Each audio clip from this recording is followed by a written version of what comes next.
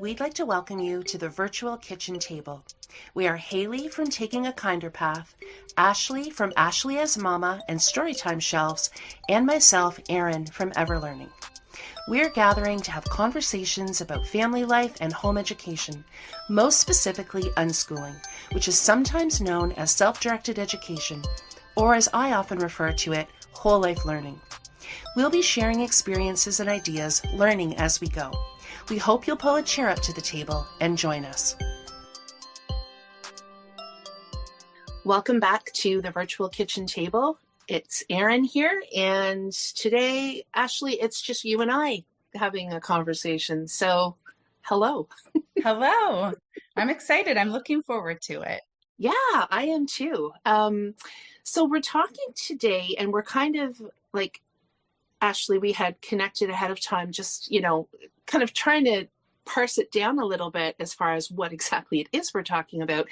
But I think some of it was based on a post that I had done that was called the imagination we lack when it comes to education. And so I think some of that was just about assumptions that we make in our society about where learning needs to happen, how early kids need to start that learning, kind of what it needs to look like, and the ever growing standardization that seems to be kind of happening. But I think the point of that post was not so much to be, I wasn't trying to spend energy kind of knocking the education system as much as I was hoping to kind of offer perspective and ideas of just how much there actually is outside of it. So all the pieces that we're like missing when we put all our energy in to focusing on this one way of doing things, right? This one system. And I think a lot of that this time of year too, I think about it for all age groups, but something that you and I have talked about in the past too is like, what does that look like in the early years? So this sort of idea that, the assumption that kids need to go to kindergarten, that they need to go for the number of hours that's prescribed, which we can talk about what that looks like in our province, because I think it's a bit more excessive actually than other places. But then even like how that translates to the preschool years as far as like school readiness programs and just the different way things are framed, always with school readiness in the kind of on the horizon. And then when you find yourself, as each of us have, which we'll talk a little bit about, in a situation where that kind of nursery school, kindergarten thing isn't going so smoothly, it can feel like, it can just feel like somehow either we or our child, it just isn't somehow cutting it with the cultural norm. And that's hard enough. But then if people aren't aware of different ways of doing things or other learning opportunities that could be as good, and in my opinion, better, I'll just be honest, then that can feel really hard. So anyway, I think we'll kind of talk about that, but probably gearing more toward the early end of things, that those early years for kids, which is kind of funny because the last conversation that I've recorded, and it wasn't technically part of our podcast, but Missy Willis and I just had a conversation about like basically, we didn't call it this, but the imagination we lack when it comes to like post-secondary and even adult life. So it's funny now we're jogging way on back. And I think a lot of the concepts are the same. It's just a different life stage. But anyway, yeah. So we'll see how we do with this, Ashley, because I feel like there's a lot to think about, and yet sometimes it's hard to kind of dig around with what those things are. But did we want to just start with sharing a little bit about, I guess, our own experience, maybe starting school, and maybe we can then talk about how that felt to us from a parent perspective as well? Yeah, I think that would be a good place to start. Okay. do you want me to start with my school experience, or how do you want? If you feel ready, go for it, because I haven't Okay. put thought into it, so you might jog some memories for me. Sure. Okay. Yeah. I haven't put too much thought into it either, but I do have a few. I definitely have a few memories from starting school, and I think, who knows? I think other things will probably pop up as I go. So where I grew up and went to school, it was very much like a rural area, school bus kind of a thing. But something that's really interesting to me, and I think it'll be similar for you, at the time that I started kindergarten, it was a full year later than where we are now in our province, which is Ontario. And so at that time, we went, so here in Ontario and I'm not sure about the rest of Canada, but kids now begin, because we have both junior and senior kindergarten, kids now begin the calendar year that they turn 4. So if they don't turn 4 until December, they're starting school in September at like 3 3/4 or whatever, right? Or if they have a fall birthday. So the very oldest child starting junior kindergarten would be like a little more than 4.5. Whereas when I started school, we began the calendar year that we were 5. So that was one huge, I think it's a huge difference developmentally. I think the second thing that was quite different is that we went for half the day. So we had a special kindergarten bus that picked my little class up, and took us to school for, I don't know, I think my big memory was that after Sesame Street was over, because I would watch Sesame Street from 11 to 12, and then it would be time to kind of think about getting ready for the bus. So I think the bus picked me up about 12:30. Okay. And our school got out at 20 after 3, so I was, a bus ride home again, but I was probably home by 4. But it was a half day, and it was also much smaller classes. So my class had, I think, 13 or 14 kids in it, and there would have been 13 or 14 kids in the morning session. And so it was the same teacher, but she had a morning class and an afternoon class. And at that time, at least in the little kind of the more rural school I was in, I don't believe we had, that I can recall, too many educational assistants. Part of that, I think things weren't as integrated at that point. So if kids had a disability, they had more specialized classes, right? But we did always have an unpaid, like we always had a parent volunteer. So I remember having a teacher and a parent volunteer, and there were like, I don't know, somewhere between 13 to 15 of us. I can't quite remember, but I just know my kindergarten class picture looks small compared to what I know classes are now, right? So, and, just to even jog back a little bit, I did go to nursery school for 6 weeks.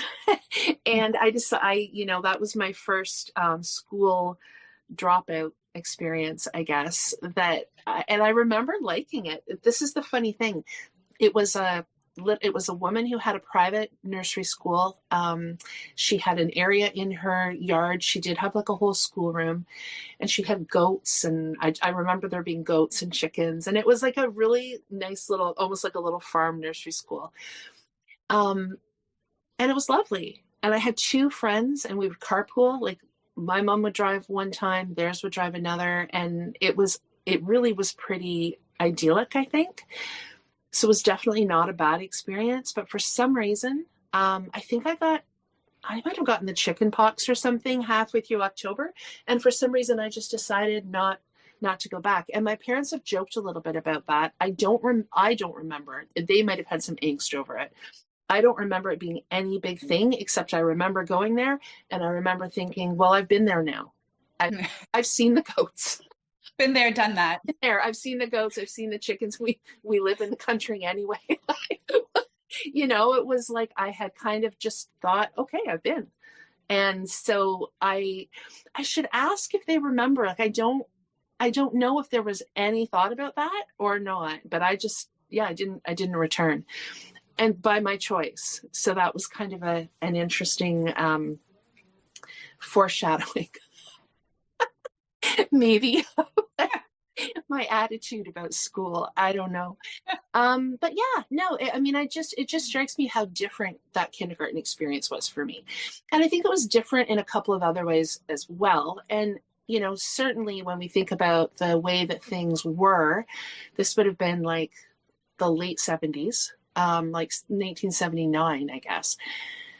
I do remember my teacher, almost every day we would sit in a circle and she would say, if you don't all quiet down, fire's going to burst out of the top of my head. And I can remember sitting and waiting to see if this would happen. Like, it shows you just the mental, where kids are at developmentally at particular ages, because I was really curious about that. And of course, Mm-hmm. it happened.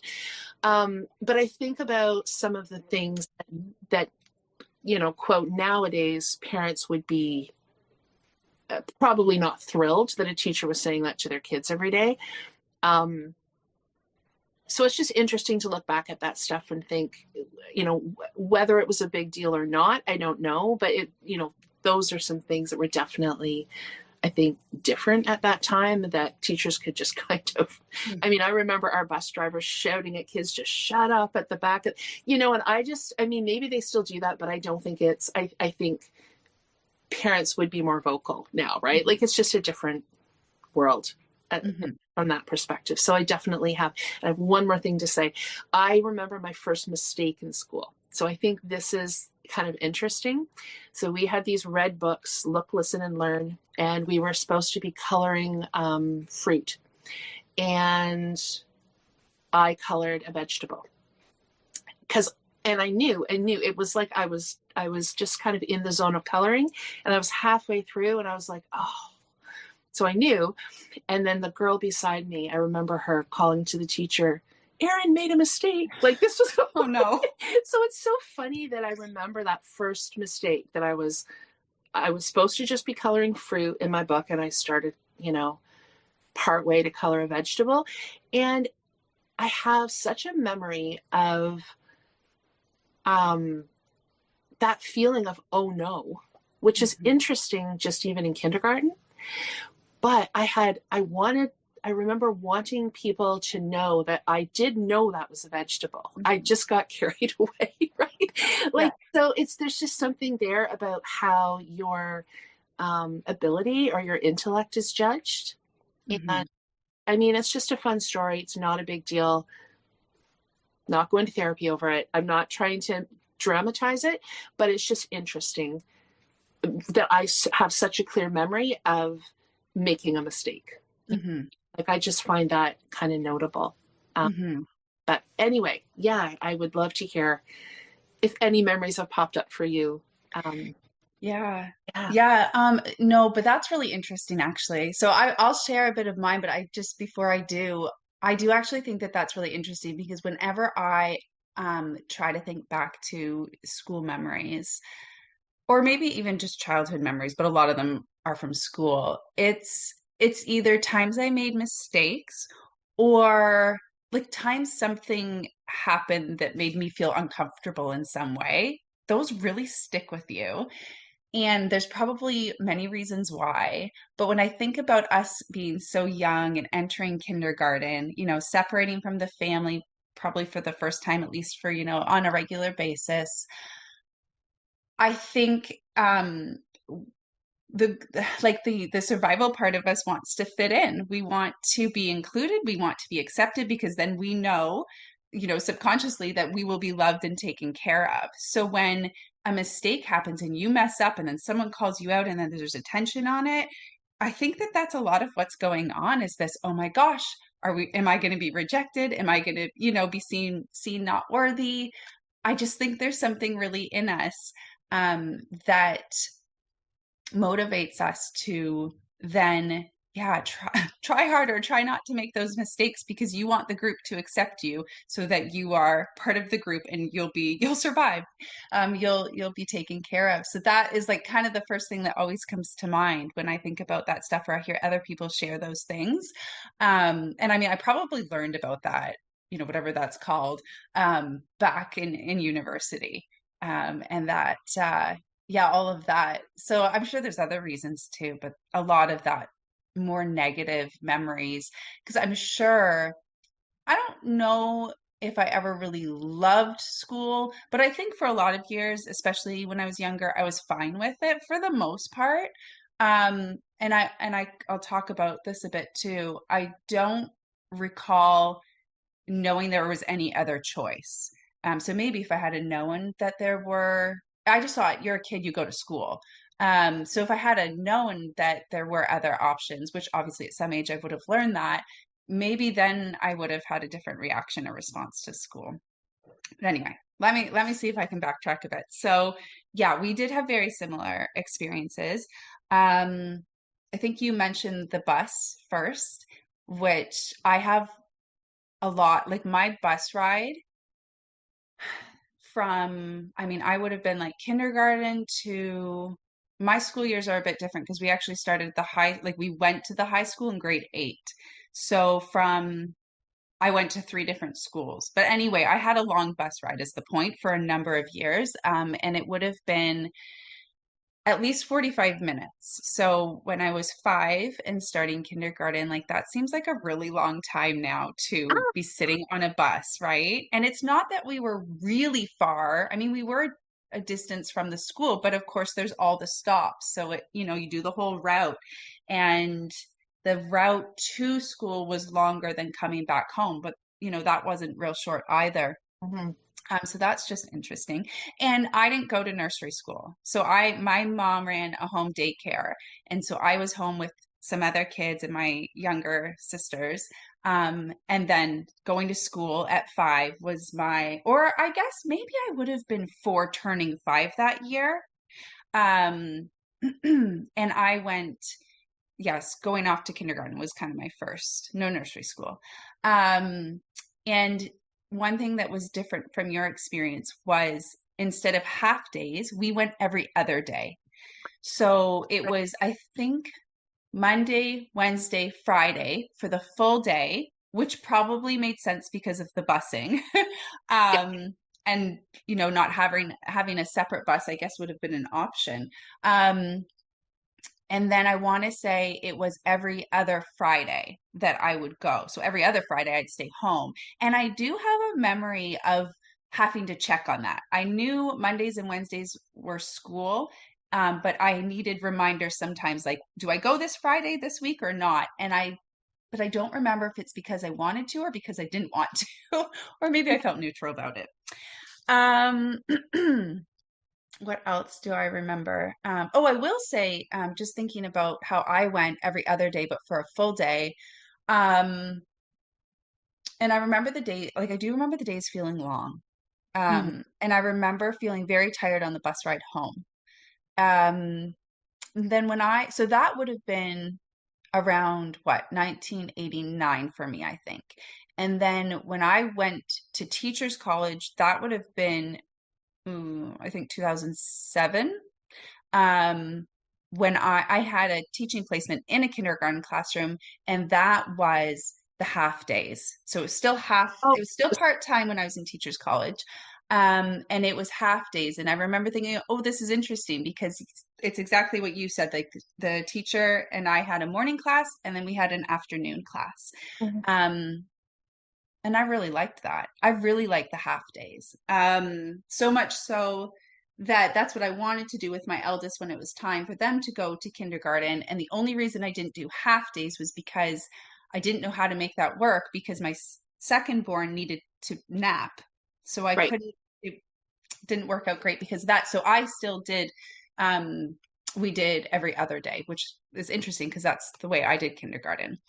Um, Oh, the other thing you had mentioned that I also do remember, not with my own parents, but I do remember other like friends and classmates having their parents there all through the elementary years. It was very, like, I can still remember like, we had a couple of moms that were very involved and they were there often and they knew all the kids and we knew them. And that was a difference from when my eldest started school. I remember finding it difficult to get into the classroom, which I found like that, if I'm being honest, that was an early red flag to me. I was like, what's going on here? I'm like, is it me? But then I noticed that that seemed to be the other like within this kindergarten class, that seemed they didn't have parent volunteers. They had scheduled something where you could sign up, and if the class was so big that not everybody's parent got an option or an opportunity, I should say, to come in. And I think you could volunteer. I did volunteer for at least one field trip, I remember. But yeah, for the most part, I remember thinking I want to be a parent who's involved. Mhm. And that wasn't really, there weren't very many opportunities for that, which I thought was interesting, um, Yeah. especially in kindergarten. And that wasn't the case. It must have been the teacher's preference, I guess, because I know the school had four kindergarten classes, like Okay. four different kindergarten Oh, classes. It was a big school, and other parents and friends of mine were able to go in. So it's just interesting. But I yeah. think that has a different vibe and feel to it, for families when parents feel, even just knowing that there is the opportunity to be involved. Yeah. I felt like it was pretty closed door, but in a very indirect way at the same time. There were still some Right. opportunities, but yeah, so I would say it changed quite a bit. Yeah. I don't have a lot of specific memories. I mean, I can picture different parts of the classroom. I definitely remember there being a lot less bodies in the classroom. I don't remember my kindergarten classroom being particularly loud. Um, and I do only remember having the teacher and no other adults in the room. Um, Yeah, and oh, I remember older students coming in to help, Mm. probably at, lunchtime or something or Yeah. breaks, and I thought I liked that. And they would come and pick us up to take the bus lines to go to your bus. Yeah. Um, but yeah, there were some nice kind of like cozy feel to it, I guess. Okay. Um, yeah, and then well, maybe I'll pause there unless you want me to share if I can remember a little bit more about my eldest going to kindergarten. I mean, I've already shared a bit. Trying to Yeah. think. You have, if, I mean, it's up to you. I have a little bit about my oldest as well, even though we had already decided to homeschool. It's kind of a weird, but if, yeah, if there's anything else that comes to mind while you're already talking about it, Ashley, like, um, I guess what strikes me is that feeling of maybe not feeling like you're all that welcome in the classroom, and whether you, I think you said it was kind of a first red flag. I'd be interested if there were other red flags, or sort of what kind of what that feeling was like as far as Yeah. yeah, Yeah. So, art school. mhm. I I already had a feeling with my eldest. Like I already had concerns just with their personality and where they were at and how we were doing things and thinking about school. I was like, ooh, and we did do nursery school. And that was I really liked the nursery school. It was just really gentle and there was a lot of outside time and it was a great and it was I think 2.5 hours long. And it was just great because yeah, I had this my second board at home and it just provided it was just seemed like a good opportunity for Yeah. all of us. And that was a pretty positive experience. And then it was like I was like, oh, I don't know how. Yeah, with kindergarten being full day every day, and at this point, the class size, I want to say from my time anyway in kindergarten, like the class size had doubled because now it was the kindergarten teacher and the early childhood educator in the classroom. And it was kind of, if I'm remembering correctly, it's been a while now, it was like the ratios were kind of like 1 to 15, I think. So you could have, or close to that. And I remember, I want to say, like my eldest, their class size was close to 30. And I remember going in the classroom, the couple times that I did, and just the volume, because there were so many kids, and it was, a lot of free play with groups of kids in all different areas and like the blocks were crashing down and the Yeah. computer volume like it was and the teachers tried. I remember they had the lights off and they had lamps around the room so you could tell that there was effort to try to create a peaceful environment. Yeah. But just you put that many kids together inside and the volume goes up. Yeah. Um, so that would be, I guess I would say like another red flag was just the size and trying to think how my kid was going to just even handle all that stimulation for a full day. I had concerns. Um, but so homeschooling and the idea of homeschooling creeped in because I thought you just kind of think that what other option is there, right? It's like they either go to school or they don't. But, and I know I have shared on the podcast probably a long time ago about it. I didn't know any other homeschoolers. Yeah, I guess I knew homeschooling was an option. I knew kindergarten was very much an option, and that we didn't. My if I remember talking to other parents when they would ask why we were only doing part time, or was that allowed? And I remember being very like clear on yes, they don't even have to go to school until grade 1 is what I would say. Yeah. Obviously, that's not accurate either because you can homeschool.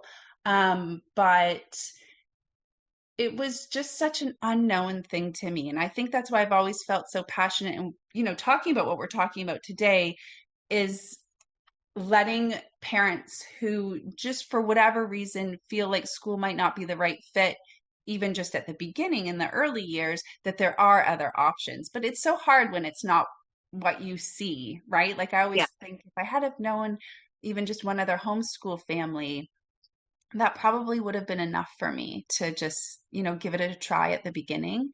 Um, but yeah, so red flags was just feeling like I had a kid that wasn't going to have needs met in Hmm. the kindergarten classroom. Um, I feel like I thought of a couple others when you asked. Maybe they'll Yeah. come up later, but Yeah, it's like I find it interesting because like you had the background of you had done some of your student teaching in kindergarten, in a kindergarten class, and then I know you have experience with literacy work with a range of kids as well. So you have, you were coming from an educational background, like a professional educational background, and yet as a parent, there's still that, it's different, right? You feel that in the pit of your stomach when you're looking at your own individual child. And sometimes, because I'm sure as a student teacher, you enjoy kids, you enjoy people. So it probably all, I mean, you were probably we're feeling very positive about, the afternoon group coming in but at the same time, it's so interesting how we can get excited about something. I mean, this can happen in homeschooling as well. We are yeah. feeling excited about something, so we're assuming that, the children's experience is also really positive, but I don't know, it just that kind of hits me, that distinction in the hats you were wearing between Hmm. like educator and then mother, right? Hmm. It's just kind of an interesting, like the same environment, but coming in from a different angle. And Yeah. we were kind of, so for my oldest, like we had already pretty much decided to homeschool. So he would have still been, he was turning 4 that fall, so he would have still been 3.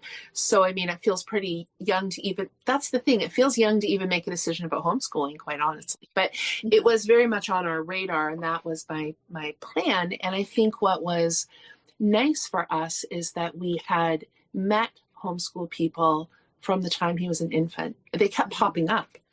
Like you, I had heard of it, but I didn't know there were, I don't know, like real actual people that I would run into, like, Yeah. doing this in my community.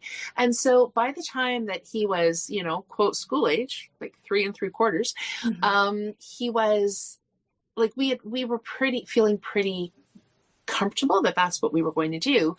But like you were saying, with having a little one at home too, like I also had younger kids, and one that was an infant, and my oldest was a kid who required a lot of me in a lot of different ways, and also really thrived a lot with social interaction.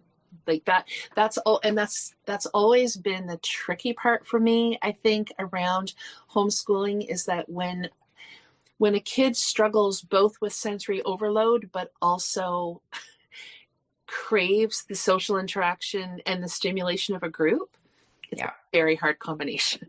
It's Yeah. a very hard combination because you feel like you kind of can't win. Like, Yep. yeah.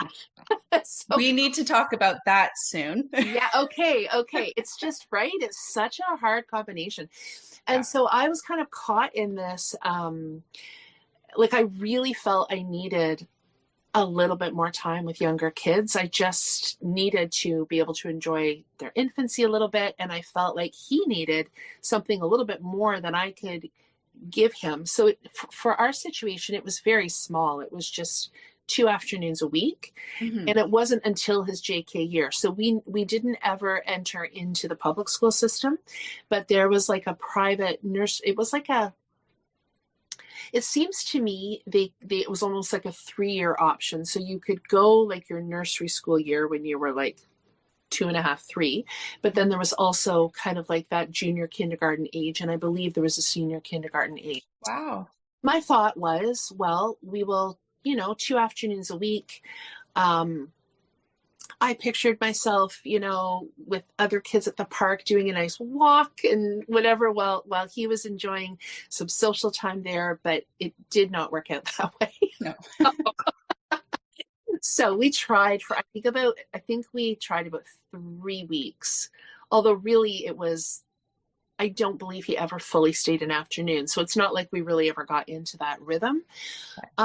I had expected and I know I've talked about this on one of our earlier episodes, so I'm repeating myself a bit, but just for the context of this conversation, I think it's important because I think people can feel really bad when stuff isn't gelling for their child. So I just maybe Hmm. offering some of this could be helpful.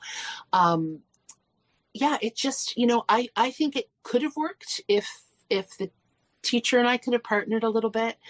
But there was no willingness to do that. It was very much a setting of like, yeah, if you stay, you're setting up a bad habit. You can't even stay for 10 minutes.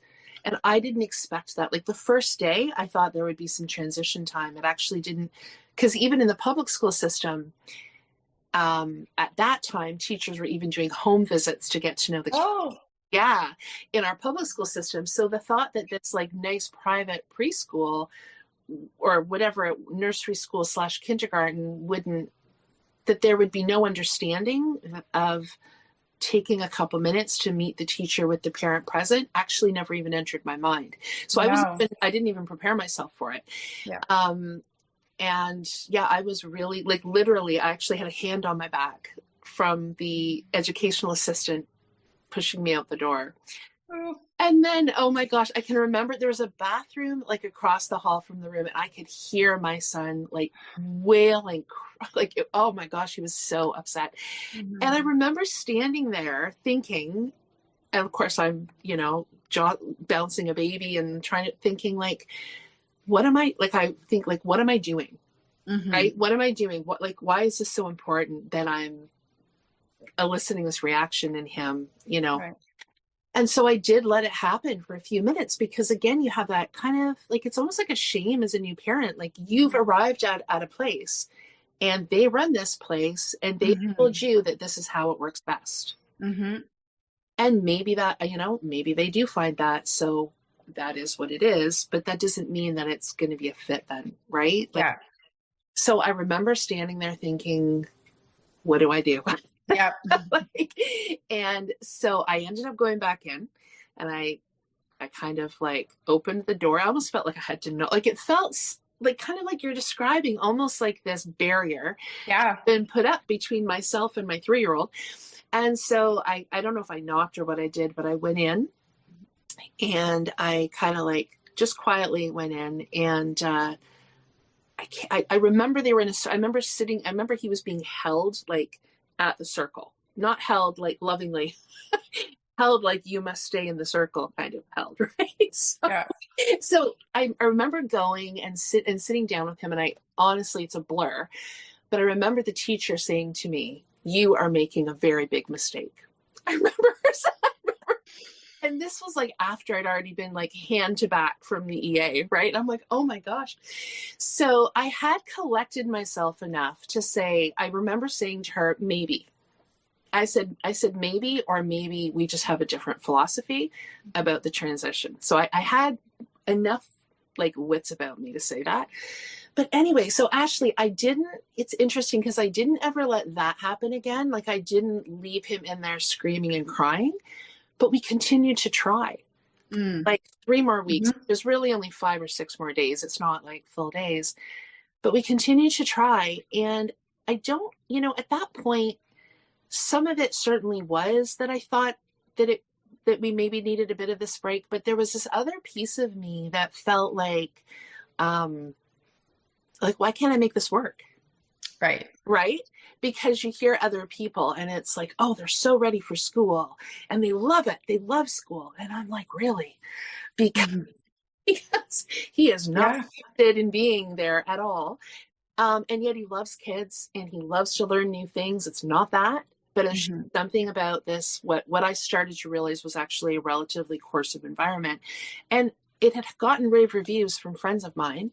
But I Right. think it's because their kids towed the line, no problem. Yeah. Right. And that Yeah. was not our situation. Yeah. So anyway, we ended up, it was, we left, we made a decision. But what was so helpful to me was another homeschool mom said to me, and interestingly, her son, it was her, we had found out about the school through her son was loving it. Mm-hmm. So it was helpful to actually hear then from her where she Hmm. said to me, Erin, like, don't worry about it. She goes like, Right. he knows his shapes, he knows his colors, he socializes with kids. Like for him, there's no benefit to this, right? Right. And maybe if you're needing time, can you find a different way to do that? But at Yeah. that point, she just said, like, I remember her saying, like, Wednesday, we're part of this homeschool group, which I knew about. I had Hmm. intro, but we hadn't dove into it yet. And she said, we're part of this homeschool group. We're meeting. They were meeting to watch the salmon swim upstream, and then they were having a picnic. She goes, "Why don't you just come?" And it was like a breath of fresh air that day, like just to see these kids like of different ages running, enjoying the sunshine, totally engaged in this whole salmon jumping thing, which was really fascinating. But just having time together, and we could leave if it became too much. We could just leave. Hmm. If he needed more, we were able to find a couple other families who also liked to keep playing, because that was always usually our situation. Wasn't usually leaving early, it was usually wanting to play longer. Yeah. And so just having that offer, that invitation, and it just normalized it. Yeah. Just pulling into a parking lot and seeing other people, and I was like, okay, like there are other things we can do with our days. Yeah. And I knew that, but I hadn't really integrated into it yet. Yeah. Yeah. Anyway, yeah, but I'm going to interject because even though I've heard you share that story before, that experience of yeah, that initial separation and nursery school, I'm so glad you told it again. Like I was cheering for past Erin for being, because that is brave. That's courageous. Courage is a word that came to mind while I was listening to you this time. And I think even in your post, you have a slide. Let me just see if I can find it. Oh, I might not be able to find it right now. I think right in this post that we've been referring to today, you use the word courage. Like maybe it just takes some courage. And that I agree with that so much. And I think that story is such a great example because parents really are put in this. I mean, even in my notes today, I got to thinking about that, how we've so normalized this separation between young children and their families, and how, like, to the point, there'd be so many people who would relate to that experience the way I relate to it. We really have normalized that separation so much to the point, in my opinion, that we hear often, or I hear often, oh, maybe they have separation anxiety in referring to, a 3-year-old, a 4-year-old, a 5-year-old. I mean, right? Maybe so it shifts to like the child might have an issue, the child might have a problem, which as a parent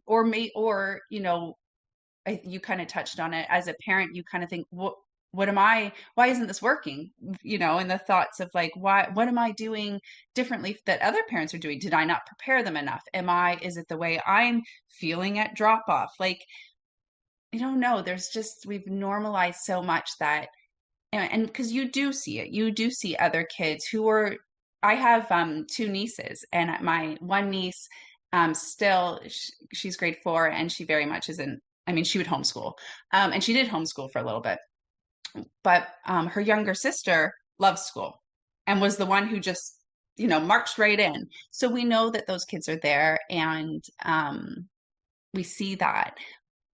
But there really are so many kids who don't feel that way, and that's not their experience. And yeah, I guess I'm sensitive to it, but it really bothers me that um, it kind of has been so normalized that we quickly, like people said that to me, like, oh, well, do you think it's separation anxiety?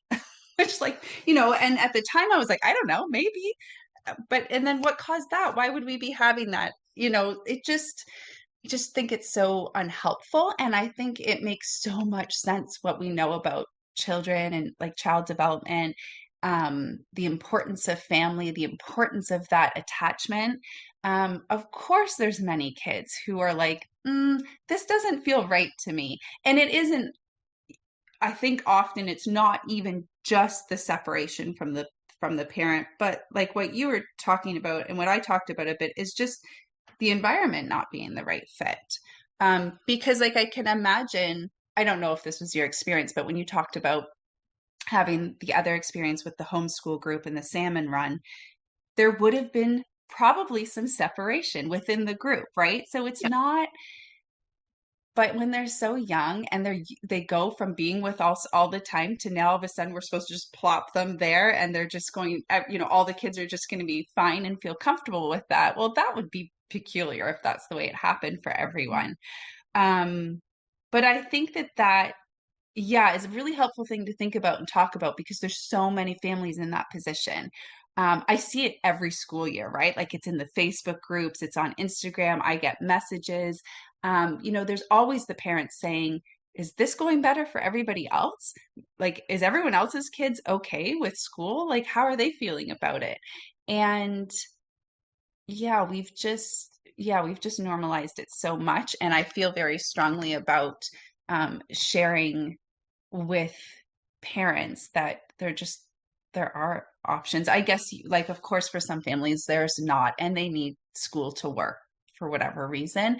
But for a lot of families, like even just knowing and what you said too about you knew about homeschool. I think when you got that invitation to go out to the homeschool group and it was the salmon run, which is such a like interactive learning experience, like hands-on thing.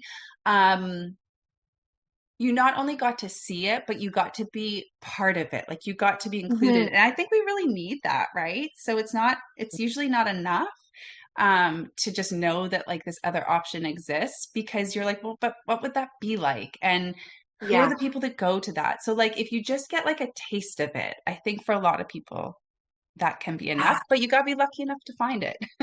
Yeah, no, no, yes, agree with all that, Ashley. And I want it. I mean, I'm so looking forward to segueing into what some of those other options are. And before I do Hmm. that, I just want to remember to say, like, when you're as you're describing this and kind of the idea of like separation anxiety and all that kind of thing, like it's so interesting to me in a not even in a good way that we're perplexed when kids take some time to like a want to be away from their parents, but b just be in a new environment with a new set of like we on the one hand we spend so much time safeguarding our kids and giving them knowledge about being careful of people, being careful of new place, like it's actually intuitively pretty healthy to be like, Hmm. wait, who where are the people that I'm safe with? Hmm. I'm in a room with like another, I don't know, 12 to 15 3 to 5 year olds and Yeah. some woman who's just literally pushed my mom out the door. Yeah. Like how, right? Like how is that feeling safe? And the fact that it's this idea yeah, exactly what you said, that the problem lies with the child. Hmm. And it hits me too as we're talking about, like, if I think about my kindergarten experience like 45 years ago, how much more how much more we know, not even just like, I guess, in the medical world or the developmental psychology world, but the general public, given all the information that we now have access to. We know so much more about child development than we did. And yet somehow, not in all ways, probably not in the ways we speak to children, like I gave those couple of examples, but as far as the way that things are set up, Hmm. we've moved so far away from what actually works developmentally for kids. If I think about the fact that, you know, my son's classes would be double the size of kids that mine were, like we have moved, Yeah. and that it's, here we've added an extra year. It's a full day every day instead Yeah. of either half days or every other day. Like and it's so much more a response to the economic needs of society than it is at all about Yeah. what's right for kids. And so what's fascinating to me about this is, what is the resistance that we have to acknowledging that and making a different choice if we can? Because as you said, sometimes Yeah. we can't. Like sometimes not everybody has choices in the moment, but when people do, because Hmm. you and I both know lots of people who do, and but there's just this resistance to not making a change, even if they maybe could in one way or the other. um Even like, what was that resistance to that teacher speaking to me that way? Like, why would I even want my son in that environment, Right. that I'm even still trying to work at that for another couple weeks, right? Like, what is that that's so ingrained that we're like, no, this is the cultural norm, Yeah. and there's shame if we can't make this work? Or maybe for some people it's not shame, maybe it's like, it would just be rearranging your schedule too much or something. But I Yeah. don't know, I was talking to a colleague from work the other day who had done a couple of, well, she had put her name on a supply list because sometimes she has some daytime time to be an EA in Hmm. at school. She's very involved in the kids' school. And she had her first day, and she was like, she's like, Erin, that is not a place that's designed for kids to thrive. And I just paused. We have kind of a funny relationship, so it's all good. I just paused. I said, I know that already, right?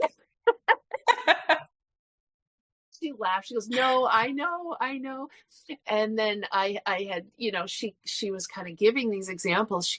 She's just said, like, the lack of order, the lack of I was blown away by the lack of supervision at the Hmm. junior kindergarten level. She said she said, even though I take my kids there every day, actually being there for the day, Yeah. that's really astounding. And the other thing she said, it just kept hitting me how, like, the content they were doing, how quickly that could have just happened rather. Mm. And then she laughed. She goes, I know you've told me that, because I've teased her a little bit, right? Because she is a person who sees it, and there have been some frustrations with her own kids over various things. So I kind of teased her again. I said, she goes, I know, but it's not happening. And I'm not going to push it any further, but in my mind I'm like, okay, but why are you so certain about that when you're seeing you know what I mean? Like, literally saying this is not a system designed for kids to thrive, Right. but we're not making a change, right? And Right. if she ever heard this, she would laugh. It's fine. I just kind of chuckled back with her. I'm like, okay, just saying, but it's interesting because she's not alone in that. There, No. there are so many of us, even at times, where there's just this, like, this idea that the school system is the default. Hmm. And so when I kind of did that post about lacking imagination, I wasn't meaning to like shame any of us individually, like we lack, although I guess maybe we do lack a bit because Hmm. society is made up of all of us, right? Yeah. But I just mean as like a society and a culture, we just seem to have so much difficulty. Um, and I think what had kind of sparked me writing that was being out and about and hearing, gosh, I've heard this so many times I can't even remember which time it was that sparked me writing this, but this idea of like if a child is maybe looking like someone who would enjoy other kids or quote school, well, Hmm. equate that with school, right? So somebody saying, oh, she's going to love school, she seems really ready for school. Hmm. It's like, okay, so because a young child is thriving in a natural environment, that means they're going to love a artificially constructed one. Yeah, like take them out of the one they're thriving in and put them in another one. Right? But it's so to me, what that more means is she's probably going to be able to handle it, Yeah. right? Not Yeah. necessarily that's where most of the learning is going to happen, because if so much great learning is happening here, why are we fixing what's not broken Hmm. to move into a mass standardized system? Yeah, I don't. Yeah. I wonder, okay, I have a lot of thoughts actually. Let me I think for didn't a need second. it too hard, Ashley. No, that's it's good. I'm just wondering if I should jump into what I was going to say. I think I want to take a minute because you were talking about kind of why we make that choice as parents, right? And um, almost like why I thought like why don't we get more curious Right. about other options or just be curious about school and if it's a right fit and if it makes sense yet. And I can't remember exactly how you put it now, but I had a bit of a parallel of like, oh, is that why we do that? Because I can think back to when I was at that stage where I was like, school doesn't feel like the right fit. Um, it's just hard, I think, to make a different choice from the masses. And it made me think about how it was like when we were talking way at the beginning about fitting in as a kindergarten student and how you didn't want to stand out as different by making a mistake or doing something differently. And maybe that's still the same reason why when we're the parents and school doesn't seem to be a right fit and you think your kid might need something different, it's uncomfortable when you kind of, you know, in that case, physically move not only yourself but your child out of a school system that's so like so accepted by society as like where they should be, and now you're choosing something different and it's uncomfortable because you don't want to appear to be, you know, different from the whole group. And I'm thinking of my own experience where we had started school, you know, to pull away from that, to leave the friends, like the other parents that we had met and stuff, and go do something different, and how that, and you know why that's uncomfortable. And there are a lot of reasons, but I wonder if it's similar to our own experience just anytime, right? Like you want to be part of a community. And I think they talk a lot about school being that community, and it can provide pieces of a community, I guess, right? So that came to mind when you were talking earlier about, you know, why as parents we can't, you know, why we don't just, oh, this isn't working, let's try this. Not to say that those parents don't exist, but I think for the most part, we all kind of struggle a little bit like, oh, should we do school? Let's give it a try. And, you know, looking back, a lot of us are like, man, we tried that a lot. I tried it. I tried to make school work a lot longer than you did. And looking back, I'm just, you know, I shake my head like, why? But of course, that's always easier to look back and feel that way. Um, Now I've lost my next thought about what did you just talk about last? I think, I don't know if it was related to this, but it was talking about the idea that the assumption that if a child is social, if they kind of know Right. a lot of their main concepts, that they're ready for school. Right. Yeah. Yeah. So one thing I have a lot of thoughts, but I think what I'm going to say about that, because it is really so interesting and so common, two thoughts. One, with all the deschooling I've done and all the conversations we've had and all the thinking I've done around this, I can still find myself struggling to be an adult around other kids and not fall into that trap of thinking about them and school. I was going to say them and learning, but that's not true. It's them and school. And I have to put effort in still. It's getting easier, but I still have to put effort into, I'll use my nieces as an example again, because they're both in school. Not to say I don't want to ask them about how their school days are going. I care about that too, but I really put effort into not make that like the first thing I ask them about or Yeah. the only thing I try to talk to them about. I want to be like, what are you interested in? What are you spending your time playing with these days? Or not even having conversations about that stuff, but just doing activities and playing together and almost like forgetting about school a bit, right? Yes. So even for someone who, I've thought a lot about this, I don't know. It's so interesting to me that like it's like my default is like, how's school going? So Yeah. I get that. Oh, I'm Well, all over the because it place is such a today. main part of their day, though, Yes. or their week. Like I get it. Like you don't want it. It's nice to be able to have a conversation where school is not their identity, that they exist Hmm. outside of that. So, as somebody, from your perspective, as somebody who is probably in a better position to do that because of Hmm. a lot of the deschooling work you've done, it's nice to be able to offer that. Like, who are they? What are they enjoying outside of school? But at the same time, that's a huge part of their week. And I mean, maybe that's part of what we're kind of talking about too. It's not just about the hours that kids are there. It's the big picture that comes with that, whether that, Hmm. everything from how they're often people's identity is connected to who they are at school, Hmm. even like practical stuff like fundraising and choir and school sports and yeah. So I kind of interrupted you though, Ashley, sorry, I kind of No, jumped on that and then no, that actually helped. so That helped a lot because I'm bouncing all over the place and I'm not meaning to. So that actually helped. Because the other thought I had came back to me, and it was, going back to what you were saying about the comments around the kids being ready or appearing to be ready, like for school, or appearing to be the like type of kid that will really enjoy school.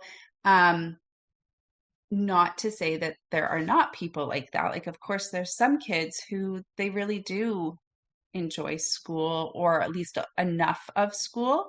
Um, and I think I might have been one of them at times early on, like when I was younger, not when I was older, where I liked enough about school to the point where when my sisters and I came home, or if it was summer vacation, we played school. Mhm. And we had a lot of fun. I was actually just telling my kids the other day, my youngest, my youngest said, what's a worksheet?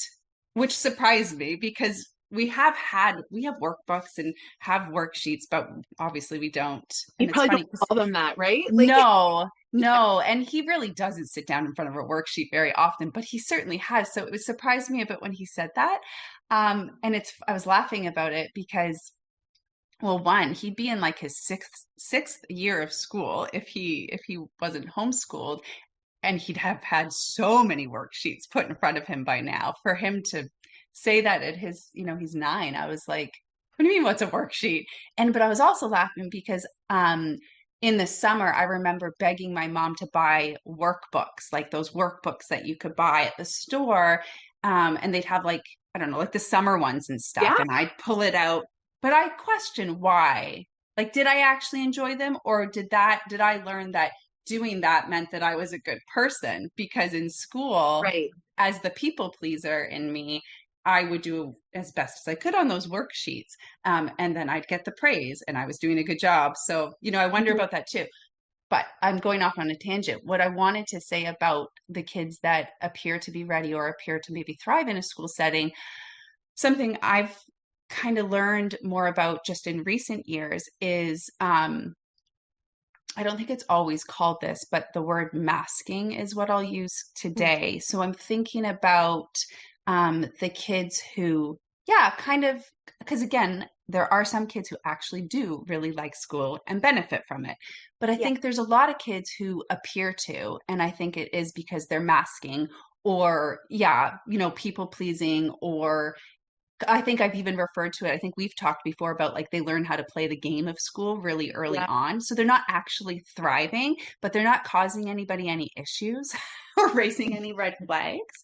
And so I just think about those kids a lot more too. And I think that's helpful for those kids, but all of the kids and the ones that struggle because um I don't know, especially when I was in teachers college, I remember we would often have conversations about like, oh, there's always like one or two kids in a class that, need extra support or they struggle or they have behavioral issues or, those types of conversations.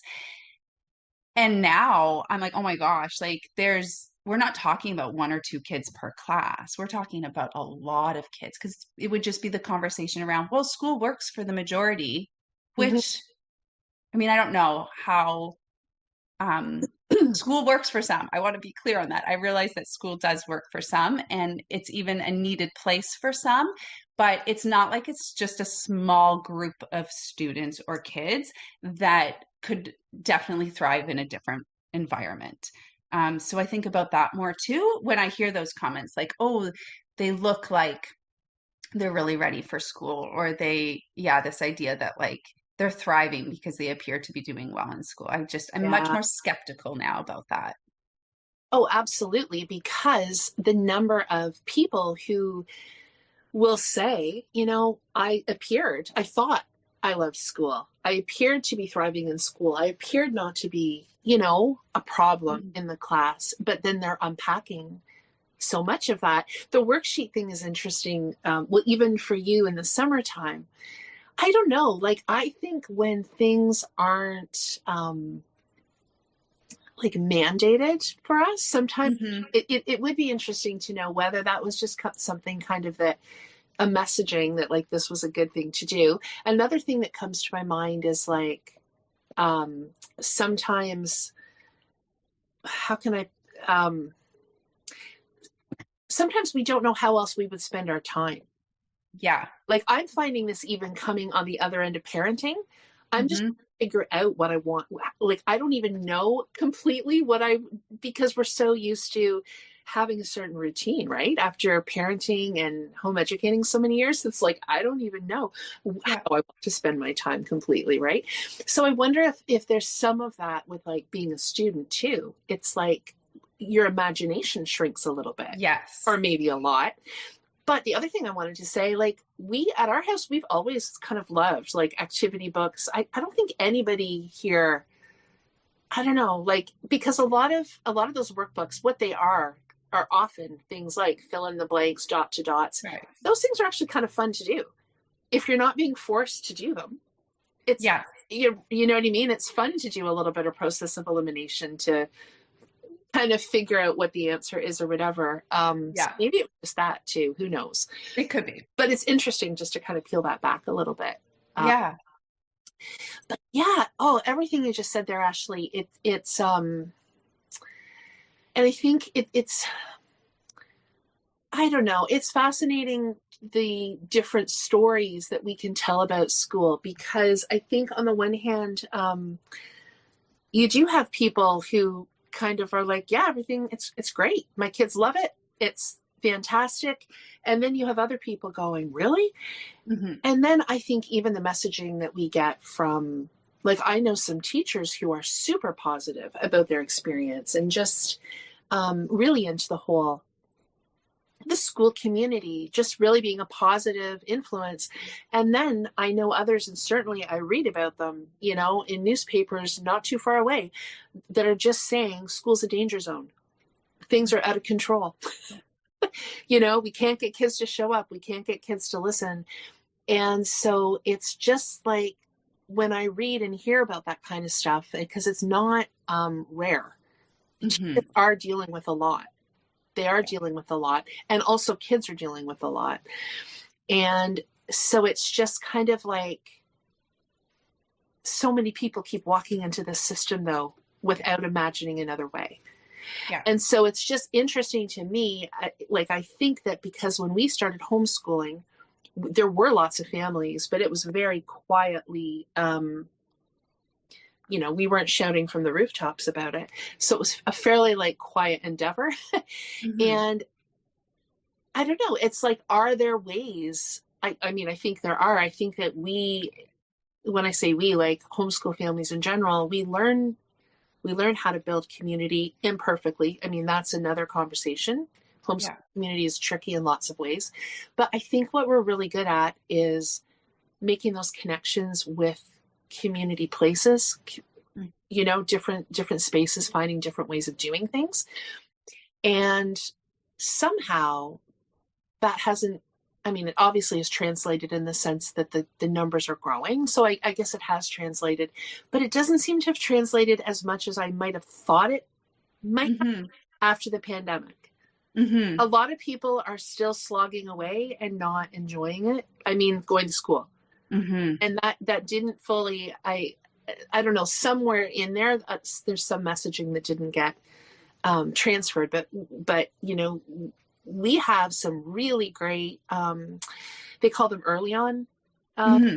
programs. You would be familiar with them too. So yeah, so the province has these early childhood centers, but in some of the areas around our area, they have a lot of like satellite programs too. So it's the program directors will set up all kinds of stuff, almost like you would in a homeschool group. So Hmm. on a forest walk, you'll go to the apple farm, like lots of different things like that. And there's a place that has like it's an arena, but one of the ice pads has been turned into just turf. Yeah. They just open that for the full morning and put out, gym things and all kinds of things. They have a circle time. Kids can join the circle time, but they don't have to. They can keep playing with the other things. And I just keep thinking like it's so well thought out Hmm. on so many levels, and I just keep thinking, what if some of the funding that we put into the schools could just keep, because it's amazing the connections Hmm. that parents make. There Hmm. are grandparents, there are caregivers, and it's really partnered well with the early Hmm. childhood educators, and it's just so community based, right? Yeah. um but somehow that imagination, because there was a lot of good creativity that went into that program, and there's been some bumps. If that program started when my eldest was maybe like 2 or 3, I think, and there was some bumps definitely transitioning into that. There were some things that I thought probably could have happened quite differently, but over this 2 decades, there's some really cool things happening, Hmm. and that's just available to families, and that's money, that's just government money. That's not private organizing the way the Hmm. hospitals do. But it's so sad that it's like, okay, and now you're 4. so Yeah. and you to be clear, 4-year-olds could still come, and Yeah. some do. Like I do Mhm. see some school families, that are still coming at that age, but it's not the norm. It's not No. to do that beyond 4.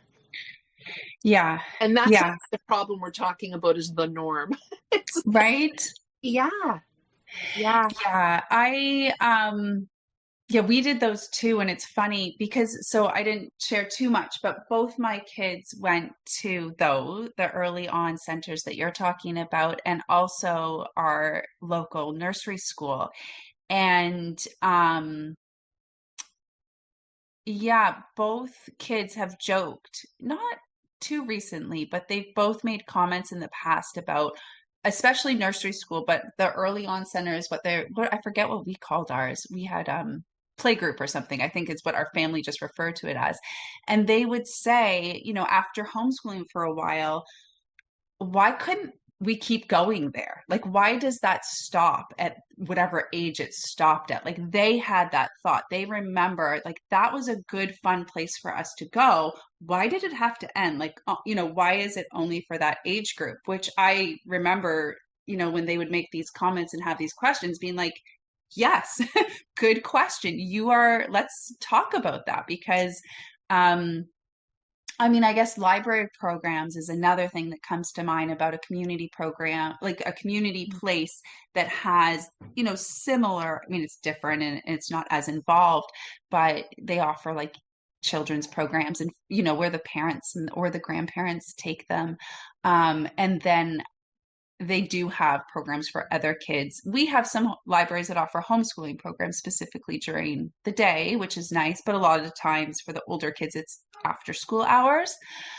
Um, but yeah, I mean, one thing that's really nice about those places is that you do have an opportunity to maybe connect with others, like homeschool families and stuff. The other thing that comes to mind that I am noticing in our area, the hiking group that we're a part of on Fridays, seems to be a really nice entry point for families who are thinking about homeschooling, but their kids are not yet, well, both. Either the kids are not school age yet, but similar to you, they've kind of either decided that they want to homeschool or are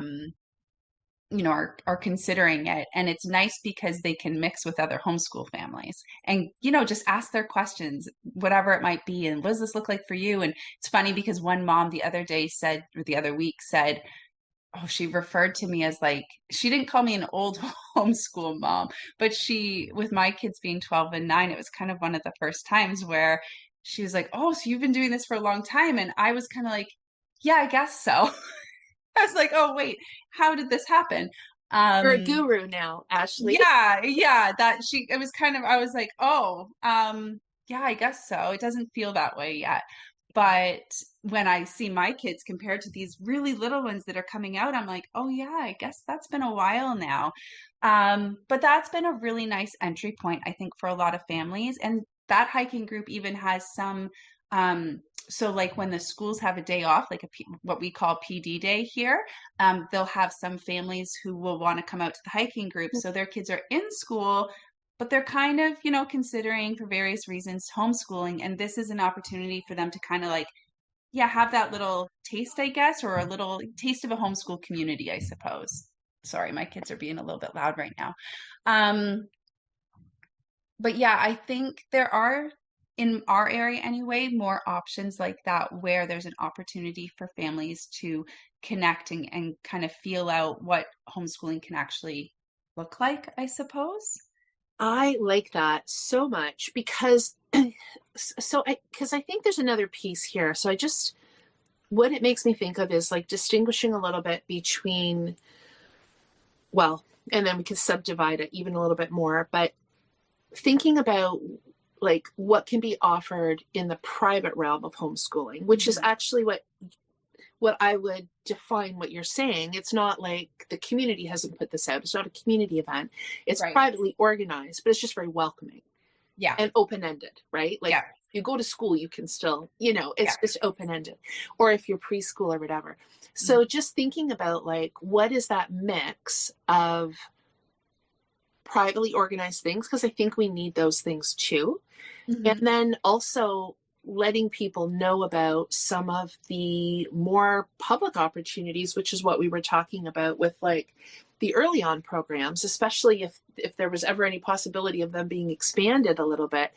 But I do think you make a good point about like the library can really fill that gap a lot as far Mhm. as yeah, just all the different things that they can offer. And that is more of like a public entity, because something that hits me about part of the problem about homeschool community is that for any number of reasons there can be an exclusivity to it that Mhm. is not necessarily wrong. Like I can remember having times where I was trying to put something together that worked for my particular kids at a particular age, at a particular price point that I could, and there was sometimes, if a few families, if we tried to do that, there was sometimes a bit of a roar of, well, you can't exclude people. And it's a catch Yeah. 22 because a group can also get so huge that it's maybe not meeting the particular needs of your family. So I do think that there has to be some ability to curate things that work for your own, situation. Yeah. But it's hard because as you're saying this about the forest group, I can remember another parent, um, And our homeschool group, we were trying to figure out, it was maybe getting a little bit too large, or it was just kind of feeling overwhelming if we were trying to book tickets to something, because we did a lot of kind of like events together.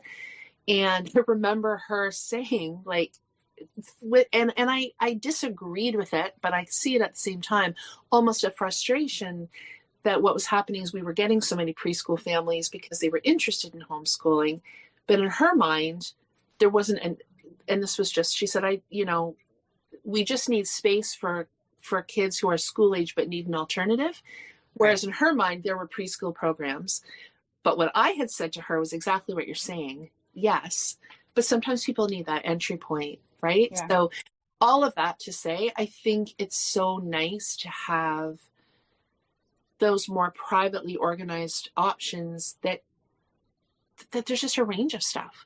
Yeah. Because what a great gift to have this hiking group that, as you said, like, you don't have to necessarily have taken your child out of school to experience being out, whether they just want to keep it at that level or Hmm. whether they maybe just want to try that almost as like an entry point. Same thing with the preschool.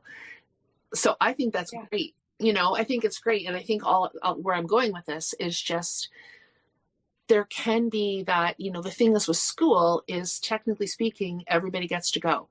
You're Hmm. never going to have somebody say, no, there's no room in our group for you. And Right. sometimes there isn't room in the class, but they just keep packing them in. So Yeah. it's I like, can't say no. your child is not actively going to be said, no, we're capped. Our numbers are capped, or, we don't agree with you this way philosophically, or your kids are too old or too young or whatever. That's not going to happen at a public school. Right. Everybody gets to go. And Hmm. so I think that kind of exclusivity can be a trickiness with homeschooling. And so it probably does feel for parents like one more thing to carve out, one more thing to build. Now, we know that the social situation at schools, just because you're allowed to technically be in a desk, doesn't mean that things are going to go well. So, Right. Or but that you're included. from a parent's, or that you're included, exactly. But from a parent's perspective, it's a place to go. Yeah. They're not going to stop you from dropping your child off, right? Yeah. Probably. There are actually some situations where that happens, but Yeah. you know, so I do think, just as far as like whether people feel that there's something tangible to do, school already has that organized and figured out. And Hmm. even though we know it doesn't always look great, if you're not there as the parent, you're not necessarily eye to eye with it. So it Hmm. maybe feels a little bit safer, as far as that. But so I just also think then all the more reason for some of these community spaces, whether it's, I mean, I don't see early years expanding beyond that time, but libraries, community centers, those kinds of places picking stuff up is really great. That can be a really Yeah. thing. Because I think that's a big piece of it. It's like, where can we be during the day? Yes. Because we don't want to It- be home all the time. yeah. Yeah, You want opportunities to connect with other yeah, people. yeah. And I think having I mean, it's taken us years. So the hiking group I'm talking about, it's low risk too, right? Like it's just Mhm. it's a friend of mine. Well, the hiking group's been going on for a long time, but now it's another mom that's organizing it. And really, all she's done is each month she sends out an email to whoever's been added to this email list. It keeps growing, of the locations. We're gonna go, and she just picks different locations. Fridays at 10:30, and you're welcome to come. So like some families come out once in a while. Some families are there almost every week. Um, yeah, it's for any age. And it's just a hike. You meet there, and if whoever wants to, kind of go with the group and follow the hike can go. If other people leave, like some people leave early, some people stay. Like there's so much openness and flexibility to it. Yeah, So nobody's being put out. It can kind of it actually doesn't work for my oldest for just different reasons, but for the most part it works for anyone who's interested in going. yeah, And I think that's why, yeah, that's a really nice way for something like that to happen, because a lot of families they want an opportunity to even just get outside with other people, and maybe you yeah. like hiking but you don't want to go with just your kids. You're more comfortable to go in a group or whatever. um and then our forest school operates differently. We do welcome new families, but you can come out and visit and get to meet the group and stuff before committing, but it's a bit more of a commitment. Yeah. But what's interesting, what I wanted to make sure I said about the forest school is that we do have, I don't know off the top of my head, I hmm, I want to say a couple families. Like most of them are all full-time homeschoolers, but we have a couple families who their kids go to school, but Mm. they come not like they don't go to school on forest school day. They go to forest school, Oh, which I okay. love.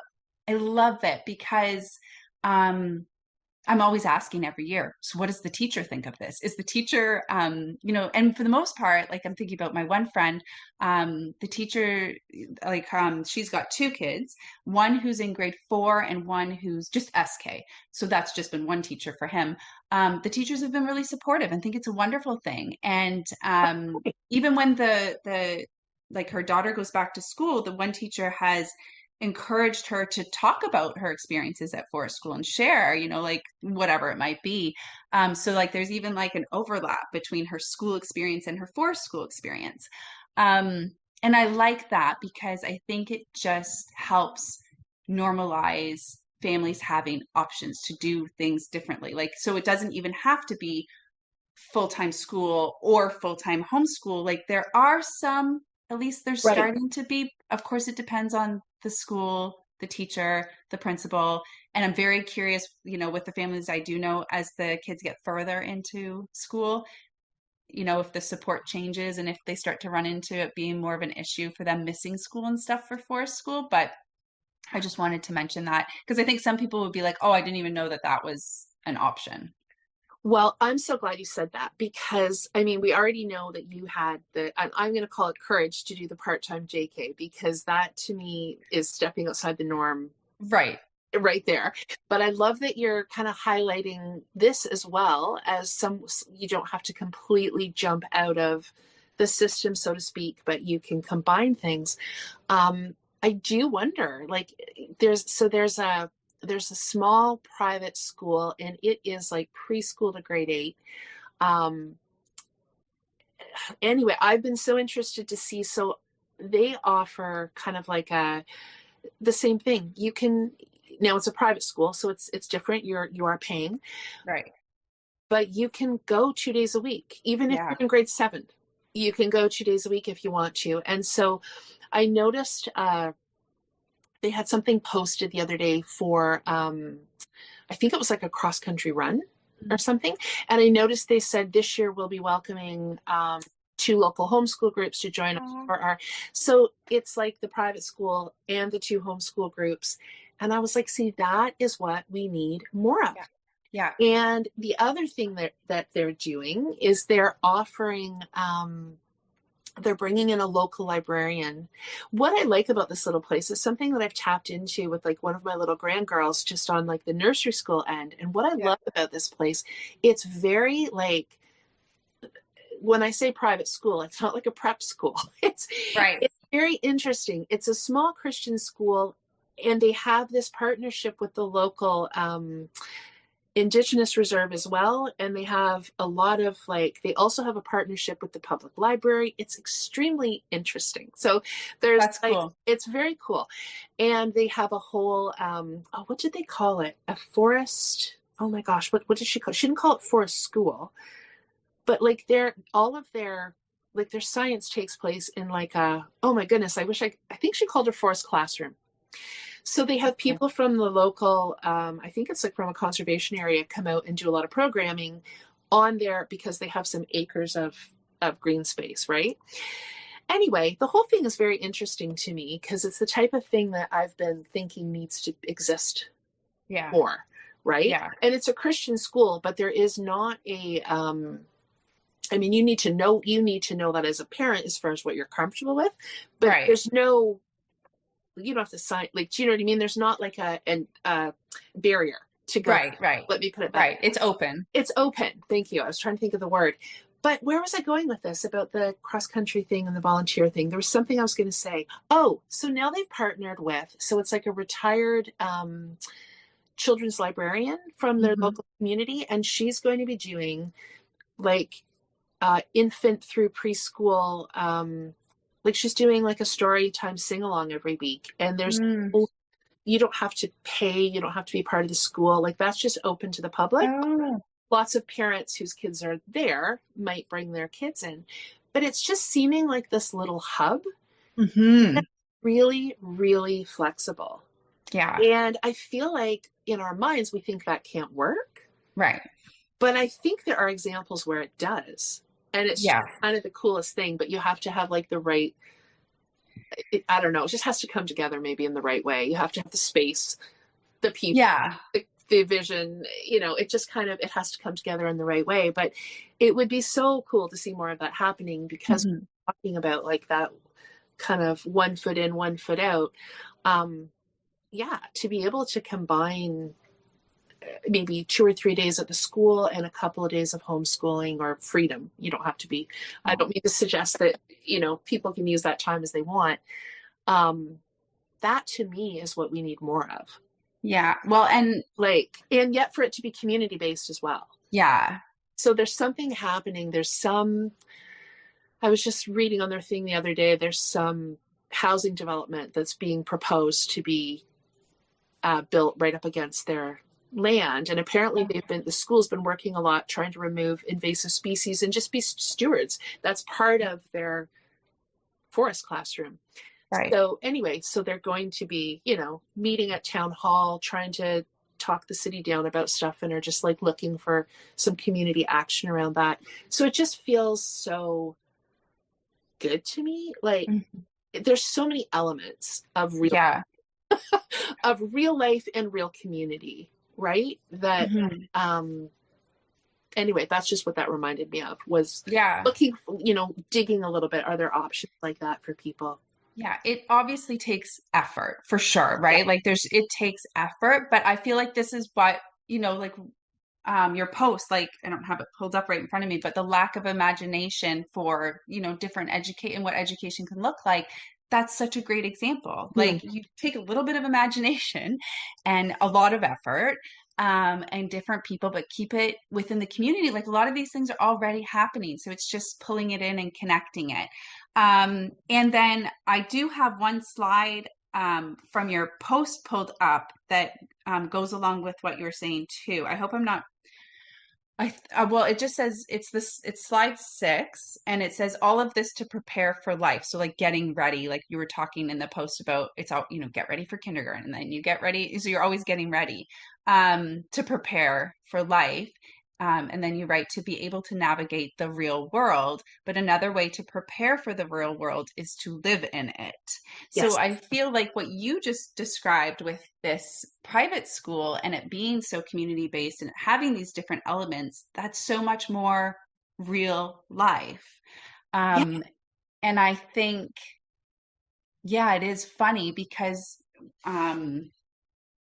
we do with school, we kind of take the kids out of real life and we put them in school to teach them, to prepare them for life, right? Yeah. But it doesn't have to be that way. Like that can be one way, but there can be these other ideas and ways about going it. And there are a lot of examples out there. I mean, across the world, there's not a lot of examples necessarily in Ontario. Um, but yeah, I love that. And I think we just need, I guess it's important when we do have these examples and we do have these places that are doing these things to talk about it, because even it just allows other people to start thinking differently and becoming more curious about, okay, well, what options are there?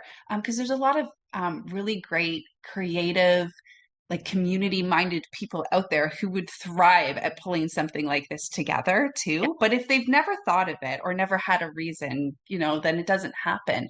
Um, we have a private school in our area um, that I think quite a bit about, because it's also not like a prep school or anything like that. It's much more like it actually it's only been around for maybe 10 years or so. It's pretty new still.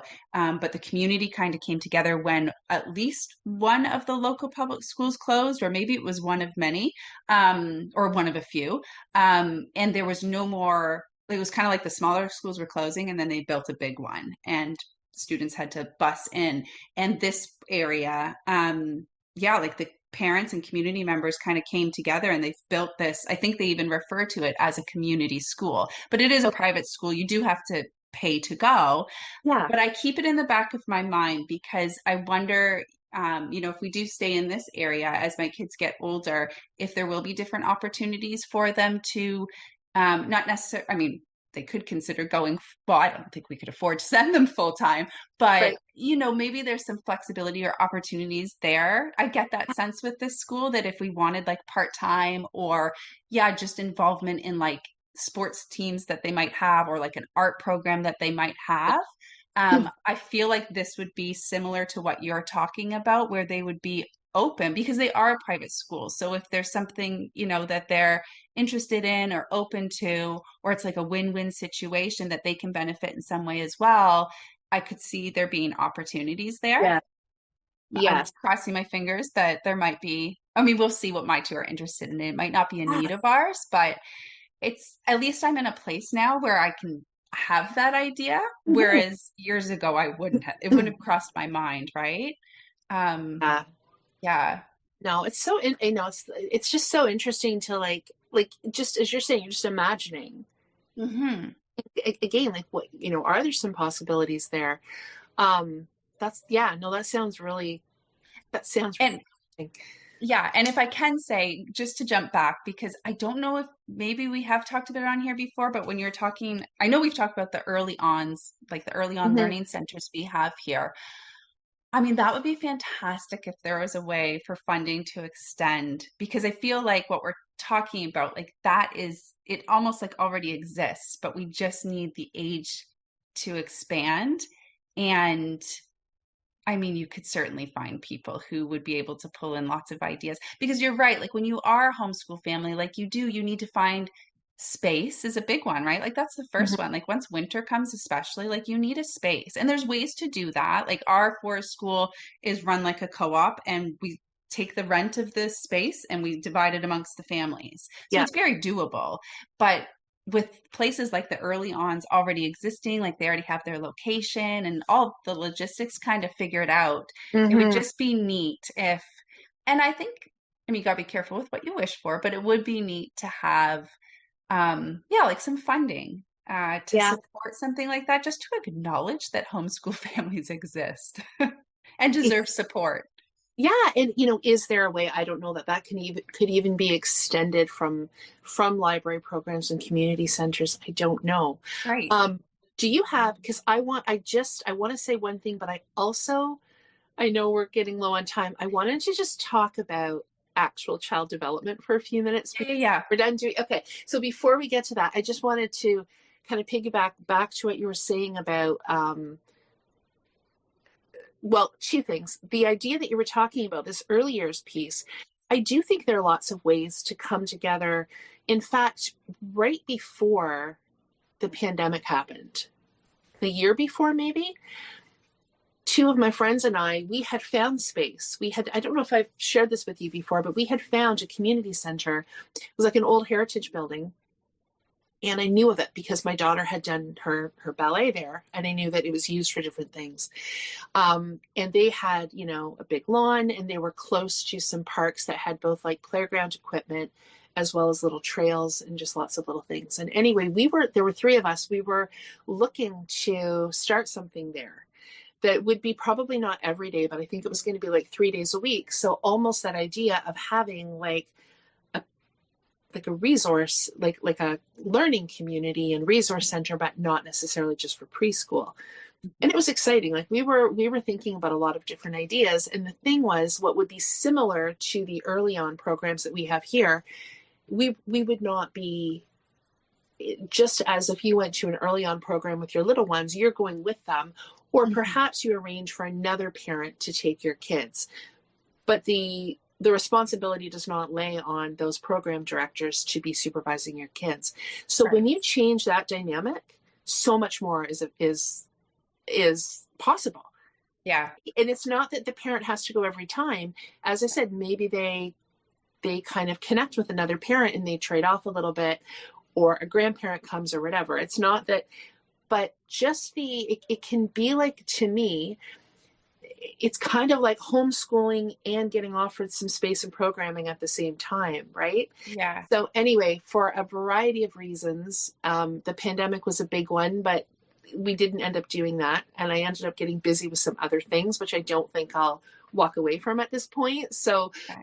but that we were so excited about that for a little while. So Of course. that is, um, I do think that that's a possibility to kind of have this model where, um, I think it's hard when your kids are young to do that because the problem is it may not suit them. And then you're Mhm. kind of trading off some of that individualized freedom of homeschooling by Yeah. saying, you guys, we need to be here. You're basically, that might work for some families, but it might not work for all. But Yeah. we all come out the other side, kind of. Our kids were older and we were like, oh, we think this is something that we could actually offer. And then we're not responsible for our own kids at the same time, so to speak. Yeah. We're actually putting it out there. But anyway, I just want to say that because that's what it reminded me of. But and as far as like actually being involved in things, like it makes me think about last week, I guess, about a week ago, um, here in Canada, we had our Truth and Reconciliation. We had a Truth and Reconciliation Day, which of course is just one small piece of kind of the importance of the whole Truth and Reconciliation. But on September 30th, it is an acknowledged day. And Hmm. I know that small school I was talking about, I mean, I'm sure they did some work ahead of time too, but that was a day that they joined their local Indigenous reserve and they did the walk with them. So they just weren't even in school. They were with, Right. they were with people. And there's nothing to stop us from doing that kind of stuff as homeschoolers either, right? Right. But I think it's like finding out, I mean, Terry Fox runs are another thing I think about, that Yep. schools organize them. But and if you're not in Canada, that might not even be familiar, but that's like an annual run that happens here in Canada, Yeah. but happens publicly too, Yeah. right? Like we could do that publicly as well.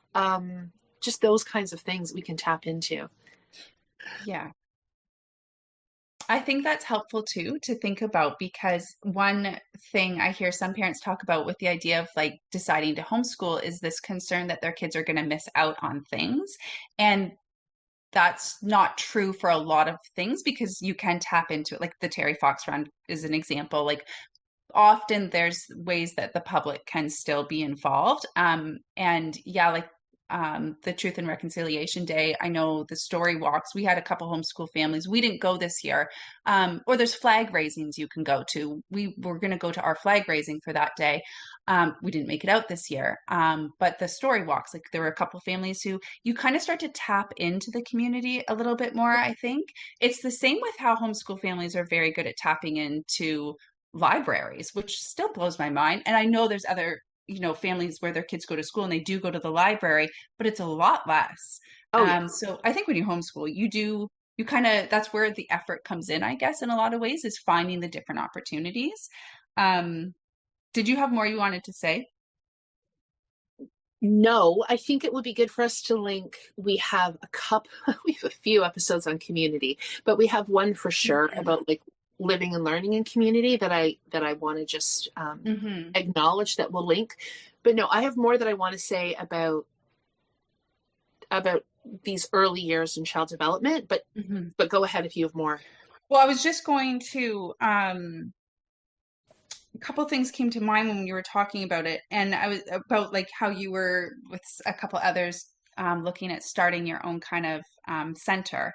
And one thing came to mind as we're kind of having this whole conversation, really, if there's were anybody listening who's like kind of completely new to homeschooling or they haven't tried homeschooling yet, and they probably have all these ideas as to what homeschool days look like, maybe they're kind of like, how like I'm just I'm trying to think about how to like I think a lot of times when we're talking about opportunities for homeschool families to come together, learning and even structured lessons and curriculum can certainly be part of that, but it's not always. So for homeschool families, like again, I'm just if you're homeschooling, you already know this, but um yeah, someone who's listening who's new to it might be thinking like, well, if they're doing their lessons all day like they would be when they're at school, how do they have time in the middle of the day to go, do they go do their lessons there? And what does that look like? Do you know what I mean? Does that make I, sense? Okay. I just thought about So yeah. I was just thinking about it because like when we have our forest, I've talked about this before, it's called forest school for us, but it's not school at all. There's no structure, well, I shouldn't say there's no structured lessons, there's rarely structured lessons at our forest school. Like it is an opportunity for our kids to all get together with their other homeschool pals that are available during the day, and for the parents and grandparents to connect outside, inside if it's raining. You know, it's not to say we don't bring activities and things to do. We can and we do sometimes, but lots of times it's really just an opportunity to get families together. And then whatever works for the group, like that's what you do. So I just kind of thought I would touch on that in case there is anybody listening who's like, I don't understand how this would work and what do you do when you get together? And because that, you know, if you're thinking about bringing multi-age kids together into a group during the day and they're jumping to how, okay, but that means, you know, a whole bunch of different curriculums and different grades and different lessons. That's not necessarily what we're talking about, which Yeah. is obvious when we're talking about hiking groups, I think. But Right. do you know what I mean? I, Like, it's just going back to the idea of being open-minded that like homeschool days look often quite different than a school day, yes. right? Yeah. And then I really also just quickly liked what you said, like when you mentioned that how you and a couple others were talking about putting something together and getting excited about that. I really liked how you pointed out that this was when like your kids were a bit older Yeah. and you were like, "Oh, we could do this." Because I just find that really helpful. Because I heard so often in my like earlier years of homeschooling, if you can't find it, build it. If you can't find your community, create your community. And I was like, I was the type of person who was like, yeah, I want to do that. But because of the needs of my kids, and I think it is true for a lot of families with younger kids, I was like, I don't know how to commit to that while staying committed to meeting their needs. Um, and so it never worked for me to do something like that. And I think there's some parents who hear that advice and they go ahead and they try it and it doesn't work out because of that, and they feel like, you know, they failed or something. But I think it's just really helpful that you pointed out that you got to a place where you would be able to make that work. And do you know what I mean? Because Yes. that's probably true for most families, I would think. Yeah. um, because as a homeschool parent, like, yeah, you don't want to take away your kids' own freedom because you're, you know, setting up this space for them and others. But now your kid, for whatever reason, you Yeah. know, doesn't want to stay as long or doesn't want to go that day or whatever it is. So Well, I'm just glad you said that. no, and I'm really glad that you brought both of those things up as far as what people are hearing and imagining. And then also this idea of like what we're able to organize when our kids are a certain age. So, because I have talked on here quite a bit about how I did co-facilitate a group Mhm. for a long time. And I think we can also talk about like what we choose to do, because I think, yes, I did that. Was it always ideal for all of my kids? No.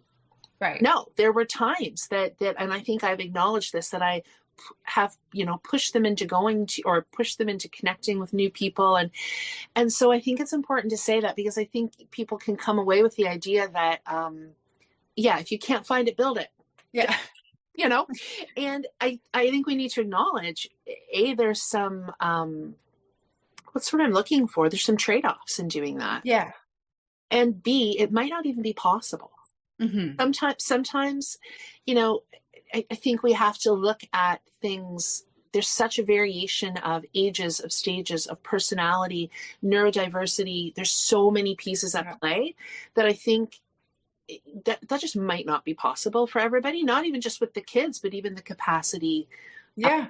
the parent, right? Yeah. So I think it just makes sense to, yeah, for me it was like I could actually and we did, I may have talked about this, another couple of mums and myself, for a few years we did something called messy church at our church. And again, Mm. I waited till my kids were older Yeah. because then I could really, and that was intergenerational. It wasn't just little kids, it was for anybody.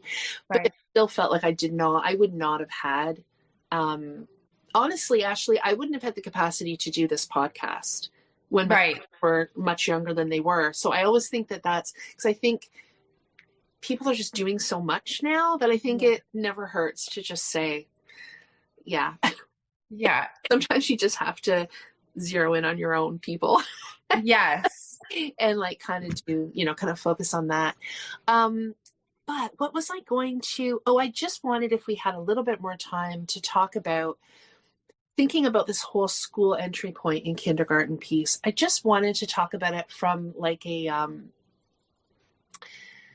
developmental standpoint and like a learning, both kind of social, emotional, but also like academic, if you want Hmm. to talk about kindergarten as academic. Um, and I know when we have these conversations, we are typically pretty, like we see things from a variety of perspectives. And I don't think our intention is usually to like drive home a point. We're kind of like, Right. talk about this. But I do have to say on this particular issue, I feel pretty strongly.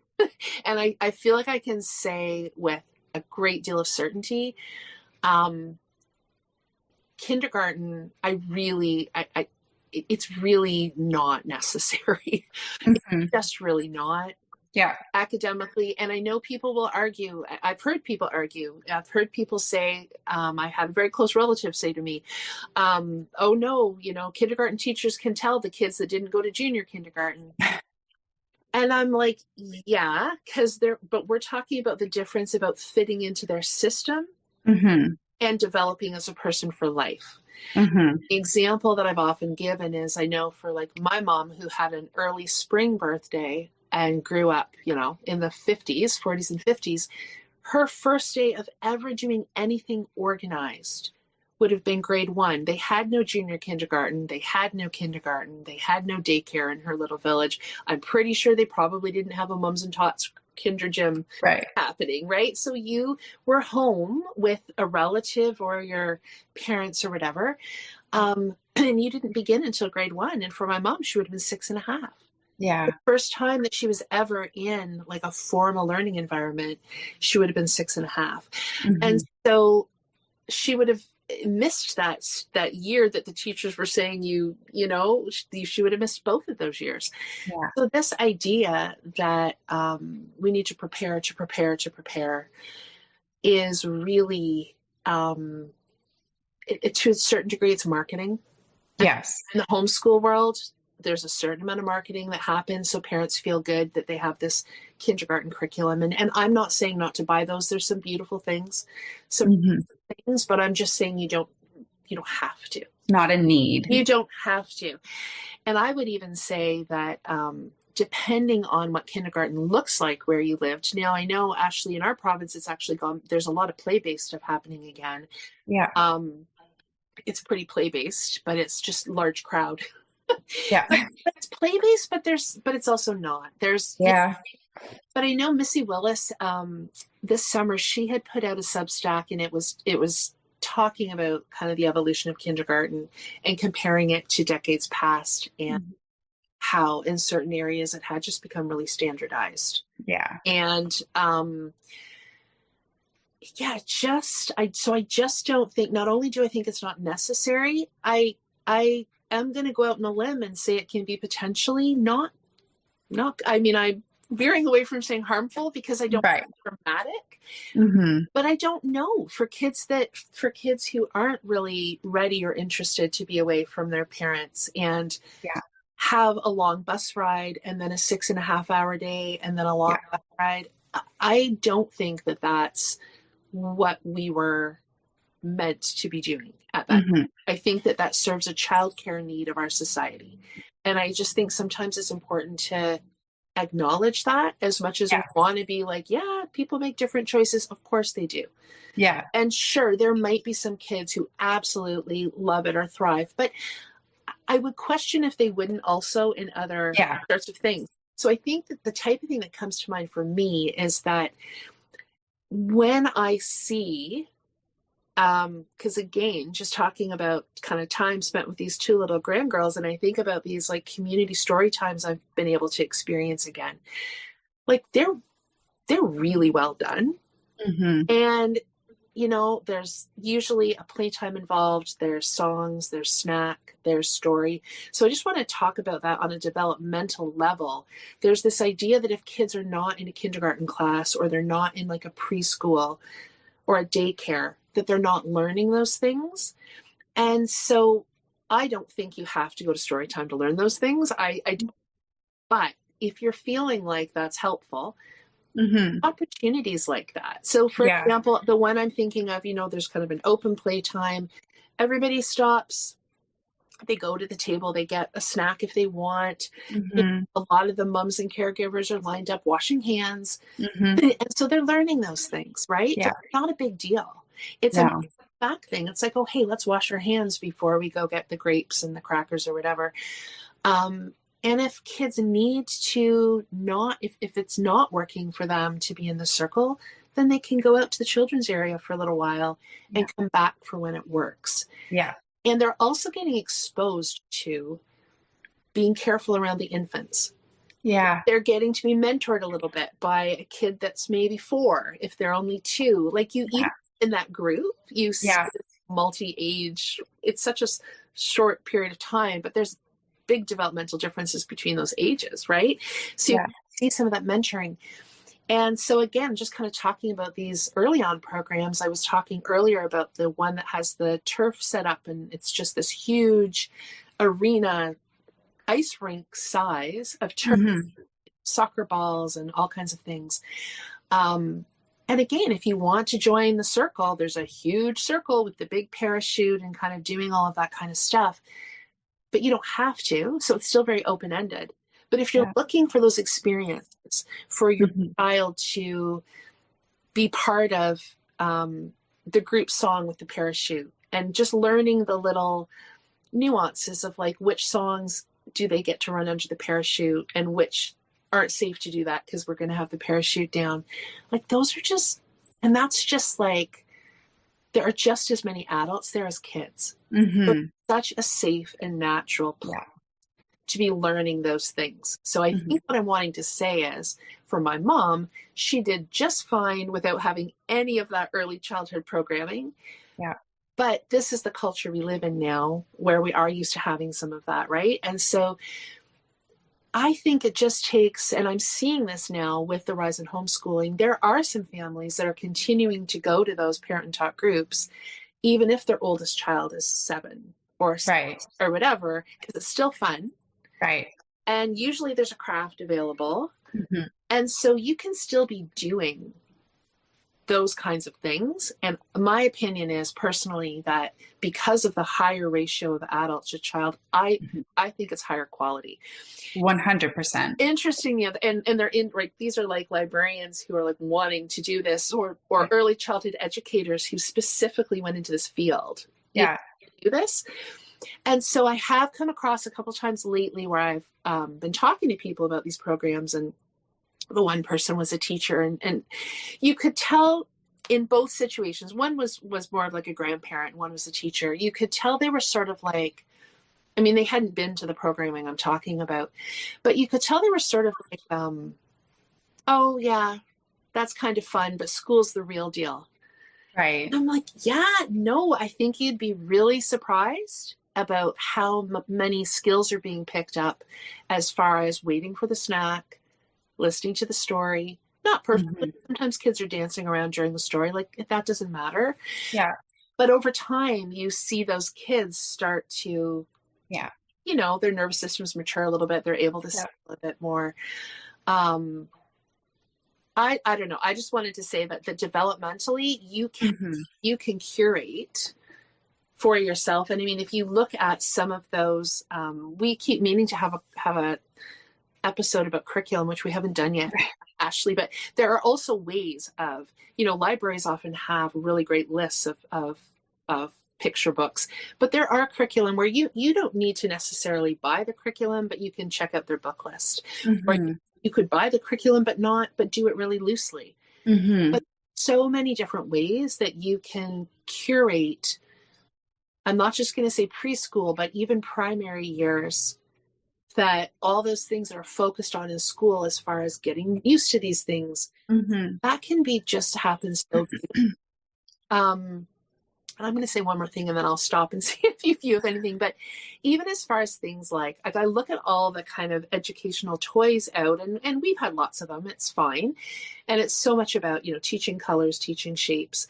And those are fun to have. But it's not always the way that kids learn their shapes and colors, right? Like I find often it's coloring with pencil crayons and it's like, oh, is there, do you have a brown? Do you have an orange? Mm-hmm. And it's not always like, let's sit down with, our shape sorter. And Yeah. I almost find that those kinds of things are fun to solidify the natural learning that's already happened.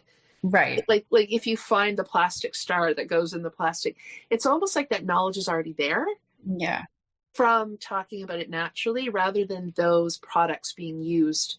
Like now we're teaching colors, or now, Mm-hmm. and I know teachers have all kinds of creative ways of doing that. So I'm not suggesting that they only stick to that. But I Right. think that's what parents imagine sometimes, that there's Yeah. a magic sauce that's going to solidify different concepts for their kids. Right. And anyway, I just want to say there's so many different creative ways to like put together Mm-hmm. a lovely week. Yeah. And I really like what you're saying. I think it's so important to recognize what an actual safe environment looks like for young children or for children of any ages. I mean, I still keep thinking about, kids that I know in my life that are in grade 4, grade 5, or even thinking back to my teaching days. And I can remember specifically students I knew that were really struggling with anxiety in grade 4, grade 5, grade 6, and up. Um, so, like, now we know, speaking of everything we've learned about child development, we know that people learn and are able to learn when they feel safe. And so if you take a young child and you put, away from their family or away from their parents and into a busy classroom with lots going on, they are safe physically, like we know that there's a teacher caring for them, and if they were to get hurt, like fall and get hurt, they would be taken care of and all of that. But that, what we're talking about is like, does the child feel safe and comfortable Mm-hmm. inside of themselves, that mentally they're in a place and emotionally they're in a place where they can actually learn, through whatever it is that they're doing, whether it's at story time. I mean, story time, I love that example because I think back to my eldest. I remember the kindergarten teacher telling me that circle time was tough. And I was like, well, yeah, because they don't stop moving. And I remember she said, like, well, it's, we keep our circle time or carpet time, I think she said, pretty brief, like 20 minutes. And I'm just thinking, like, yeah, my kid doesn't sit for 20 minutes straight. And that was a real problem. So it's so different from what you're describing in these spaces where it's not that carpet time doesn't happen, but carpet time's not mandatory. There's recognition that some kids will come and sit for 20 minutes or however, short or long for carpet time.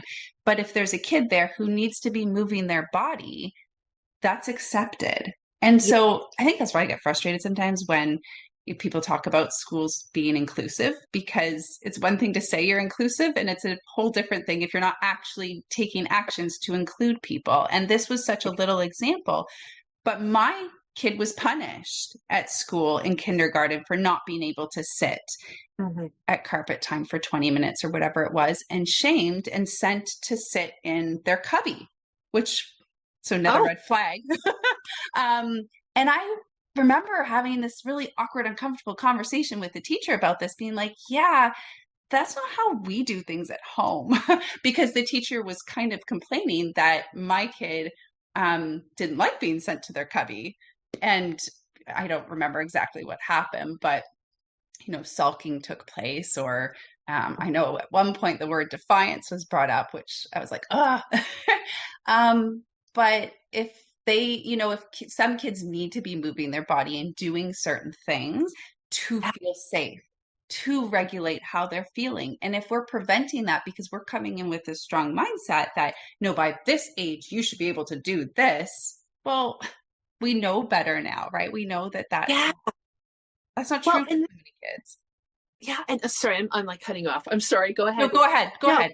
Well, and yeah, no, exactly. And it makes me think about how, like, when you talk about that, so that's such a, we talk about wanting kids to learn to think critically, Mhm. and yet there's no space for them to think outside of what those particular parameters are. So when I think about that situation with your child and like the getting sent to the cubby and the whole thing, and I think about, you know, a big parachute time at the turf or the gym, or I think about like a library, kids are also getting to see the nuances of how different. So not every parent and caregiver and grandparent there has the same way of going about if the kid gets up in the middle of the circle, right? Right. And there's even nuances depending on the situation. So those kids are all kind of witnessing, both individually and like as a group collectively. Sometimes it makes total sense to dance in the middle of the circle, and except that today that book is physically smaller and people can't see. So Mhm. let's make sure we're sitting, and then some kids just still can't, and that's fine. People make a decision to do something different, but it's Right. just the idea that it's not like this is how it is, Yeah. or you go to your cubby. It's like I find myself, even as an adult, each time I have a fresh, I'm like, okay, this felt right this time. Now maybe there's a baby there.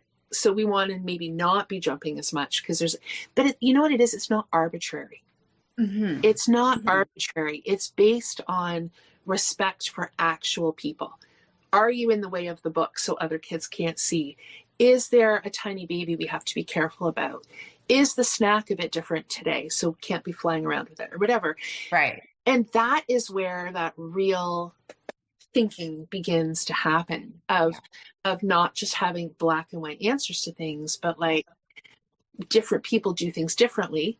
But Yeah. even we might make a different decision than we did last time based on a separate set of circumstances. So when you have a group of like well-meaning adults in the room, there is Hmm. space for that level of critical thinking. Whereas when you have like a classroom management situation, there's Yeah. not space for that. And No. so I think of all that, like of all those little nuances that a kid learns during the day with Hmm. a parent or a caregiver or in a group with other, just in community. There's so many little pieces like that their brain is picking up, Yeah. that when they're kind of slotted into like a standardized daycare all day, daycare to school, then to after school care, they're not getting those natural moments, Hmm. right? And so it's not never my intention to this, Right. to bash school, but I just want to Yeah. be realistic about this, that on Hmm. a developmental level, I actually think there's a real edge, Yeah. a good way, to more natural community and family based time. Yeah. Like, yeah, Well, and I think I've heard some parents say that they want to homeschool, like they see the benefit and they believe that it's best for their kid and their family to homeschool for the kindergarten years. So here, like JK and SK, when they're like 4 or 5 years old, but they plan to send their kids to school eventually. And, yeah, the ones I've talked to will often say, but I want them ready for school in grade one, which, whatever. Um, but they're concerned. How will I make sure that they're ready for grade one? And what I often will end up, if they're looking for a conversation, what we'll end up talking about is what I've noticed from working in the schools is that since our area has changed to, like, since our province changed to kindergarten being more play based, um, grade one teachers have really talked about this kindergarten students coming into grade one not ready for grade one, and right. that being a whole thing, right? Like that's a whole transition. So but I can use that information to reassure someone who's wanting to homeschool and they're feeling like concerned and stressed, but I want to make sure they're very ready for grade one. I can say don't worry. they'll Nobody is. and Nobody. nobody is. No one is, and the grade one teachers have to tackle it then. They're frustrated. um Yeah. and you know what this is making me think of too, though, is, and I don't want to get away from what we're talking about, but It's making me think about how often I have heard or read of homeschool students of all different ages, so like young and older, like the homeschool students who choose to go into the school system, even if it's just for like a year or something. Often the experiences is that the homeschool students do very well, um, not just like academically, but just maturity wise and like emotional readiness. Yeah. Um, I don't know. I feel like there's been a lot of examples I've come across where homeschooling has like really done a great job preparing students to go into a system like school. Or I know I've heard it too, going off to college or like, post-secondary education, they're very ready. And very ready to go in. I think part of it is because then they're making the choice to be there too. Agreed. Um, but, part of it would certainly be their experiences as homeschoolers leading up to that point Yeah. too. No, I agree. Yeah, And I think so much of it, I mean, I have also heard teachers make complaints about homeschool kids, but I mean, I think so much of that is not the stuff you're talking about. More like if any of us were to go into a system, like you and I have different life experiences each and every day. If we were right. suddenly thrown into each other's lives, we would be trying to navigate. But it doesn't mean that what we've been learning in each of our own lives isn't valid. It's just Right. now we're put into something new. So I think when you compare it to like following along with the particular curriculum, which just brings me to that idea of like, what does being ready for grade one look like? Because that's going to be different depending on the school board, this province or state, the country, the Yeah. the era, right? Like, Yeah. grade one now is not the same as grade one, and it may flip again. So to me, what we're talking about is like, how do we walk alongside and support our child as they develop? Hmm. Not how do we get them ready for an external process, right? Like it's just but to your point about sometimes it does seem like the homeschooling has actually been a really good thing, like Right. because I know when we first started homeschooling there was a lot of I had a lot of comments from people. Well, that one of them was, if kids don't go to JK, the SK teachers can really see that and that kind of thing. Right. And there was a lot of, I just really think they need to learn to stand in line. And I think they need to learn to wait their turn. And one of my kids finally did go into, and I'm saying finally because it was like the last couple of years of high school. So this is way on down the line.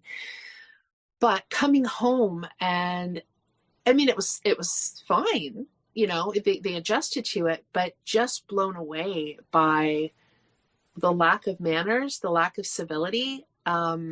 Just going into his English class, I guess it would have been like a grade 11 English class, and just being, I remember asking how he found it, and he's like, loud. It's really Mm, loud. And it was fine. Like he was able to right. adjust to it. But Hmm. those were kids who'd been in school their whole lives. And like this idea that there's a bunch of orderly kids politely, like Yeah. that was not what was happening. So No. I think it's like we're always comparing school. School is this default that like we're Yeah. measuring ourselves up against, but those actual qualities are not even happening Yeah. in a lot of the schools. They're actually much more accessible from the calmness of a homeschooling life because you're not competing to have your voice heard all the time. You're not. I mean, maybe this depends on size of family and stuff too, but by Right. and large, you know what I mean? Like, Yeah. Well, yeah, and it's kind of, I mean, it is, I'm finding like there's just humor in it here, right? Because even the question, I think they need to learn to stand in line, in a straight, orderly line and wait their turn. One, I just think like, yes, we do that in the real world. But for the most part, you do most of your standing in line and waiting your turn in school. So if you're not going to go to school, maybe you don't need to learn to do that as often. But also, of course, in the real world, like you're waiting in line at the grocery store, you're waiting to your turn to talk to the librarian, or I mean, all that's just all the time. in So natural ways. Yeah. yeah, it's just funny. I mean, I guess maybe a lot of times those comments maybe come from people who just haven't put much thought into what homeschooling looks like and stuff and how children can learn all these things in other ways. Um, But it's even funny too, because I'm just thinking about the school kids and I think, but how did they learn to be with a mixed age group of kids? Yeah. Because I remember that one comment to me was, don't your kids really want to be around other kids around their own ages? And I had to pause because I was like, "Well, they are around kids their own ages too. That does happen." But I was like, oh, maybe you think we're at home all day, every day, and they're only ever with each other. I didn't ask, so we didn't get into that much of a conversation. But I thought, like, I could have very easily have said, don't your kids want to be with kids of different ages? Yeah. Because in the real world, you're never in a space. Well, I shouldn't say never, but I think pretty much never. Like, when are you ever in the real world, like outside of the school system, only around your own age group? Yeah. I mean, even when it's a club, there's a few different ages together, or like a sports team or something. It's Mhm. never just the one age. So, yeah, it's just there's some humor in it too, I'm There finding when is. you think about that stuff. There is some humor in it, and I think too about like those first couple of years of homeschooling when it was kind of that kindergarten, JK, SK grade one age, and how much of that time we spent um, like meeting places, maybe a museum, maybe the zoo, whatever. And we were waiting for Oh people, yeah. but there was a reason for it, right? We Yeah. were waiting for them to open the gate so we could go in, or we were waiting for our turn to like have our ticket, whatever. But often it was also, I'm just going to go back to this critical thinking thing again. It was also decision making. Like, Hmm. if you've been part of homeschool groups, there's some families that arrive at different times. Yes. And I had a kid that never wanted to, we had to be there early, that was very important. And so interestingly, not the case anymore, but the most relaxed around time, which I find really fascinating. But Yeah. anyway, at the time it was important that we be there very punctually, and so we would be waiting. But those were conversations we would have too, Yeah. as far as like, well, let's wait so that we can all go in as a group. Let's wait. So and so may not know where to find us, that kind of thing. But then sometimes we would have discussions too about, so and so, maybe it was a snowstorm or something like that. They're not here yet, but we also don't want to miss the program or the Mhm. presentation or whatever they're doing. And we would make a decision. Yeah. Right. So it wasn't like a standard, we always wait for our friends, or we Right. never wait for our friends if they're late. It was like, well, there's this circumstance. What should we do? And usually the Yeah. kids were involved in that conversation. Yeah. Right. It was like, what do you want to do? If we wait a little bit longer, we might miss the feeding of the snakes or whatever. Right. Like, Yeah. but what do you think? Like, do you think they'll be able to? And I think that by doing that at a really young age, Hmm. my kids and other kids around us were able to measure those things, and they were able to delay some gratification sometimes Yeah. in order to include their friend. And they were also able to consider something that was really important to them rather than putting everything on their friend. They were able to just kind of do those balances that are, Yeah. those are things that are just really hard to describe.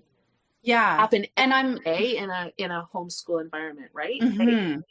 You have Yeah. to experience it. It's also making me think how, as homeschool parents, we see early on, so much of it is trusting that our kids will learn and trusting that they will not always make the right decision, but trusting that they will be and are a considerate person and that they, there is this idea that, like, if we don't teach children to share, or if we don't teach children to consider other people's feelings, how will they ever learn? How will they ever become that person?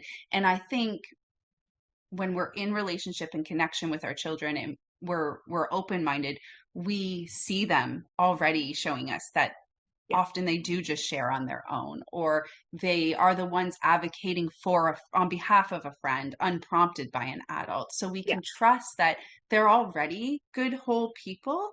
And yes, we can guide them and support them and they can learn from us, but there isn't this like panic that, oh my gosh, if they're not learning to do this now, they'll never be able to. Yeah. We know that that will happen, and that it's also not linear, right? Like there's not this expectation that um oh like I don't know, like sometimes we can do it and sometimes we can't, right? Whether that's having the patience, some days my kids might be really patient to wait for their friends, and other times they might not have the patience for it, and they're more tired that day, so there's more complaining that day. But I won't jump to the you're not a patient person. Oh my gosh, I haven't taught you to have patience from Right. friends, right? Like it's And also if you'd gone to school, you would have learned to be patient. yeah, And that, yeah, like, that's going to exist. Like, I think, like, so my husband, we joke, probably it's a little funnier to me than him, perhaps.